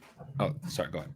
Well, you know, Golden or Dobbs, potentially tough for those two. But I think if Golden hits, it's not going to matter. And if he hasn't hit, like the situation that it matters, it probably didn't go the way you wanted it to go for Golden. Golden definitely much lower floor than Reed, though. You mentioned the Reed efficiency. He's going to be solid because of that per route or per target efficiency that he's been pumping out. It's going to be hard for him to be bad, whereas Golden's a bit more of an unknown. I just like to take that shot, given the capital on Golden, you know, combined with probably more upside in terms of routes run. And then where are you at on him relative to where you were on Brian Thomas this time last year, if you can remember that? I'm not nearly as high. I'm not nearly as high. I was very high on Brian Thomas. Yeah. Thomas just seemed like he was a great prospect. I don't know. The prospect stuff for Thomas was more favorable than Gold. You can speak better to that than me, but I think the prospect stuff for Thomas was more favorable. I also like, this is a receiver room that might just turn out that nobody matters a ton because they run the ball and they spread the ball out a ton. So there's risk there. The guy I draft most, once again, is Dobbs, just because he's goes 75 picks after Reed and Golden, and I think he's the favorite to run the most routes, which, it's a boring argument, but that's, and you mentioned he was like kind of fine on a per target basis. He's the one I do most, but again, the distinction between best ball and redraft, like I think he's an amazing best ball pick where you're like getting pretty solid production that you can't get elsewhere at the point in the draft where he goes. Doesn't necessarily lead to the ceiling that you're looking for in redraft. A lot of times in redraft, that's like a bench spot that you're just devoting to an upside stash at that point. So yeah, you'd rather churn it. Thing. Yeah. Yeah. You'd rather churn this spot. Yeah. He's like a roster clogger in redraft. I agree with that. I think that's a really good distinction on him. And Silva does really like Reed, by the way. So you're in line with Silva on this. Because he watches ball. Dontavian Wicks, I mentioned the concerns, and I think what you said about Dobbs is right. The big question is Golden. I'll note on Watson, he had rebounded and looked really good in 2024, had a 2.26 yards per out run without even really earning a ton of volume. It just was making plays down the field, was really racking up high per target efficiency. I think that's very favorable for his future. Obviously has a late season ACL, as you noted. Going to miss most of 2025. I have him missing half the year. The target rate wasn't super high. He now has competition in the form of Golden. So I don't have him projected for a lot of targets. I do think he factors into the routes in the second half of the year. And I think that's a hidden downside to the Golden play, where if Golden's like not developing well, most first round receivers will just get opportunity after opportunity. There's a possibility this team's heading towards the playoffs or in a playoff race, because this is probably the best division in football. And they're going to be going, at the Lions and the Vikings, and maybe even an improved Bears team might be in the equation. That they may just move some of those routes to Watson and kind of not bench Golden. But anyway, the Golden stuff, I've been trying to understand Golden. That's why I asked you about the Brian Thomas thing, where I'm maybe missing. The profile is not strong. So Brian Thomas didn't get a lot of volume per route in his first 2 years. And then they're both 3-year early declares. In his third year in college, he has the monster season. Some of my concern on him last year was the lack of volume earning that year, but then acknowledging that he was really efficient, crazy efficient, had 17 touchdowns, and it was like 12 games. Golden's profile is similar. And that's why I bring it up, because he didn't earn much volume, wasn't very good the first 2 years. He actually earned a little bit more the second year, but his yards per out run still very low. And then he has a breakout third year, but that breakout third year had an even lower targets per out run than Brian Thomas by 1.5 points, and not anywhere near Brian Thomas's efficiency. Like Brian Thomas, 13.5 yards per target that year, 17 TDs in like 12 games. Matthew Golden, 11.9, so 1.6 yards per target lower, which is still very high, by the way. So you get the same element of didn't earn a lot of volume, but very efficient per target from that final season, which is a good note, and scored 9 touchdowns, which was very strong. But he played 16 games because Texas went into the college football playoff. So 9 TDs in 16 games versus 17 in maybe it's in 13 for Brian Thomas, whatever. Well over 1 touchdown per game for Brian Thomas in his final year. Well below for Golden, basically 0.5. I mean, 9 touchdowns in 16 games, almost 1 every 2 games. I did watch some Golden film, and I mean, his tape's fun. He's a cool looking dude. He's got a cool aesthetic. He wears his pants up above the knee. They look like shorts out there. And I mean, it makes him look even faster, and he's already a super fast receiver. They talked about his hands, and LaFleur early in the offseason talked about their drops issues last year. And they've mentioned Golden's hands a lot. They really like that he catches the balls that are thrown to him, which again gets back to why they took him in the first round. And I think he's going to run a lot of routes. I just think that lack of target earning that I was concerned about with Brian Thomas and didn't lead to a big issue for him. I mean, he earned a ton of targets right away as a rookie. He offset it with otherworldly efficiency. Golden offset it in his final year with pretty good efficiency. But the bigger concern on Golden as well, first 2 years he's at Houston, and then he transfers to Texas. He's not even able to really crack good production at Houston, and then doesn't earn big volume when he transfers over to Texas. He is still a 3-year early declare with draft capital. You still have to be in on that to a certain degree. I'm not drafting him. I do think there's more risk that Golden is not an immediate big time producer for the reasons that you said as well, that the whole pass game may not. Dobbs and Wicks are going to be there. They're going to run routes. And I think Reed is just an established star, basically. And then we'll go to tight end. I think Tucker Kraft is a guy that they really want to use a lot more. And they've talked about all offseason. They talked about even potentially making the offense, feature a tight end because of how good Tucker Kraft was last year. And so if Kraft and Reed are kind of the focal points, or it's too run heavy, as you talked about, it may get tough for Golden, especially with Watson coming back in the back half of the year and coming off what was a good 2024 before his ACL. But at the same time, you play into the rookie upside a little bit. The comparison to Brian Thomas I've seen made, I don't think is really there. Like you said, you're a little bit lower on him, but still willing to play him. I think that's the right approach. Yeah, I mean, Golden has more flags in his prospect profile than I think Thomas did. I think it was very different drafts, different conversation. So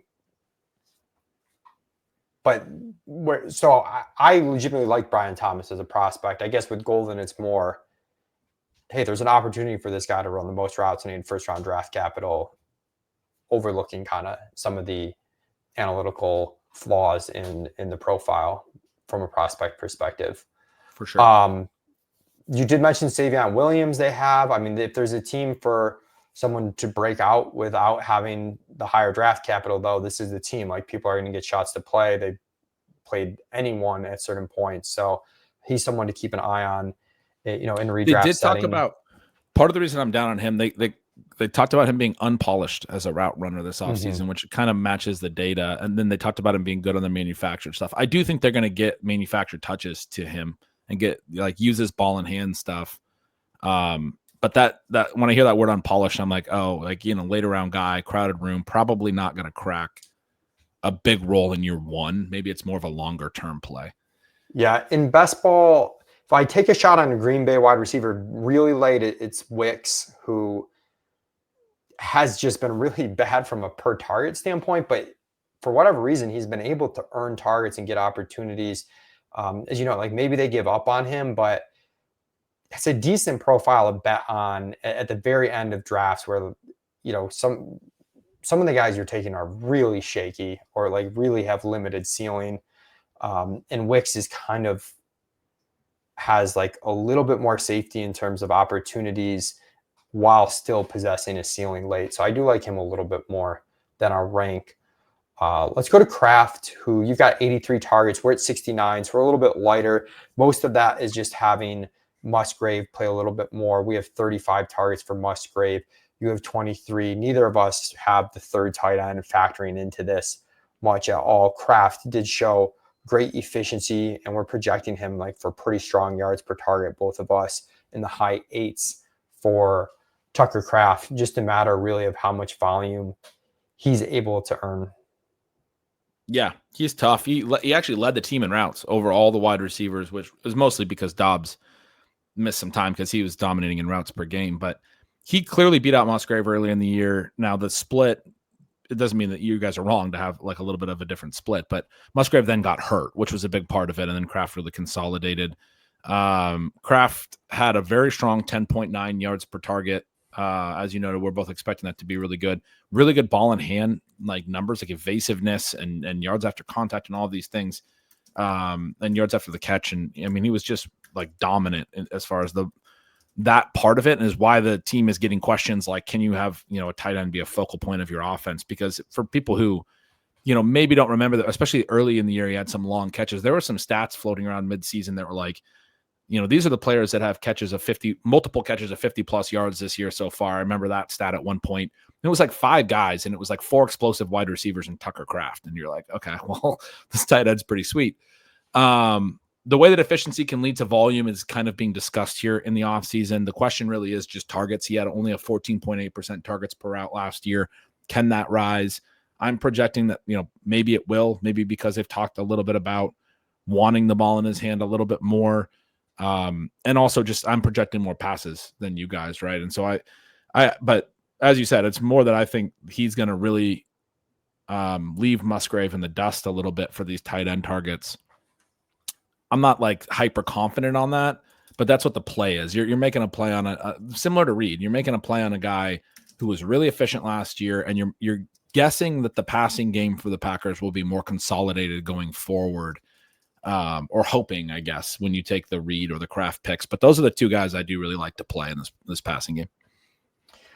All right, Ben, it's been a pleasure. Another 8 divisions, 8 episodes down for us. Appreciate everybody tuning in for all of these. The longest episode to end it. Longest episode. I knew this one was going to be long.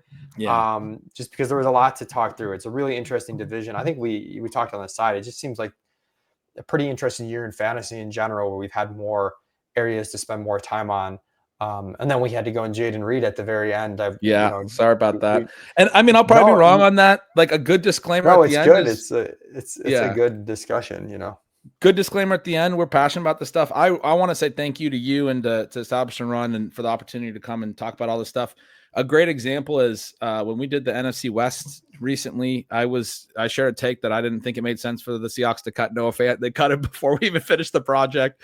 I think you guys were all over that over at Establish the Run. So that, that's going to change the way that we look at the Seahawks tight ends for sure. But we're doing our research and we're having our strong takes. We're going to be wrong on a lot of them. I'm probably be wrong on Jaden Reed, but I don't take it lightly. I really appreciate the opportunity to come on and share all the things that I feel passionate about. Yeah, I mean, mutual respect here. It's a ton of fun talking through this stuff with you. And the Fant thing, I mean, it's a good close in the sense that you said we're going to be wrong about a lot of stuff, but also we get focused on the projections. But the reason we try to talk through the range of outcomes is there's going to be chaos. There's going to be things that happen that, maybe some you could have guessed maybe would have happened, but other things you don't know what'll happen. Maybe Jaden Reed does play in the 2 wide receiver sets, those sorts of things. And it's important to think through and challenge those assumptions. So yeah, really appreciate you giving us your time, Ben, and to the listeners out there again. I know they're long listens and it seems like people get through them, and we really appreciate that. And all the shout outs that we get, people look forward to this series each year. But this is it. Time to finish the show. Check out Ben's stuff at bengretch.substack.com, my stuff over at Establish the Run, and best of luck this season.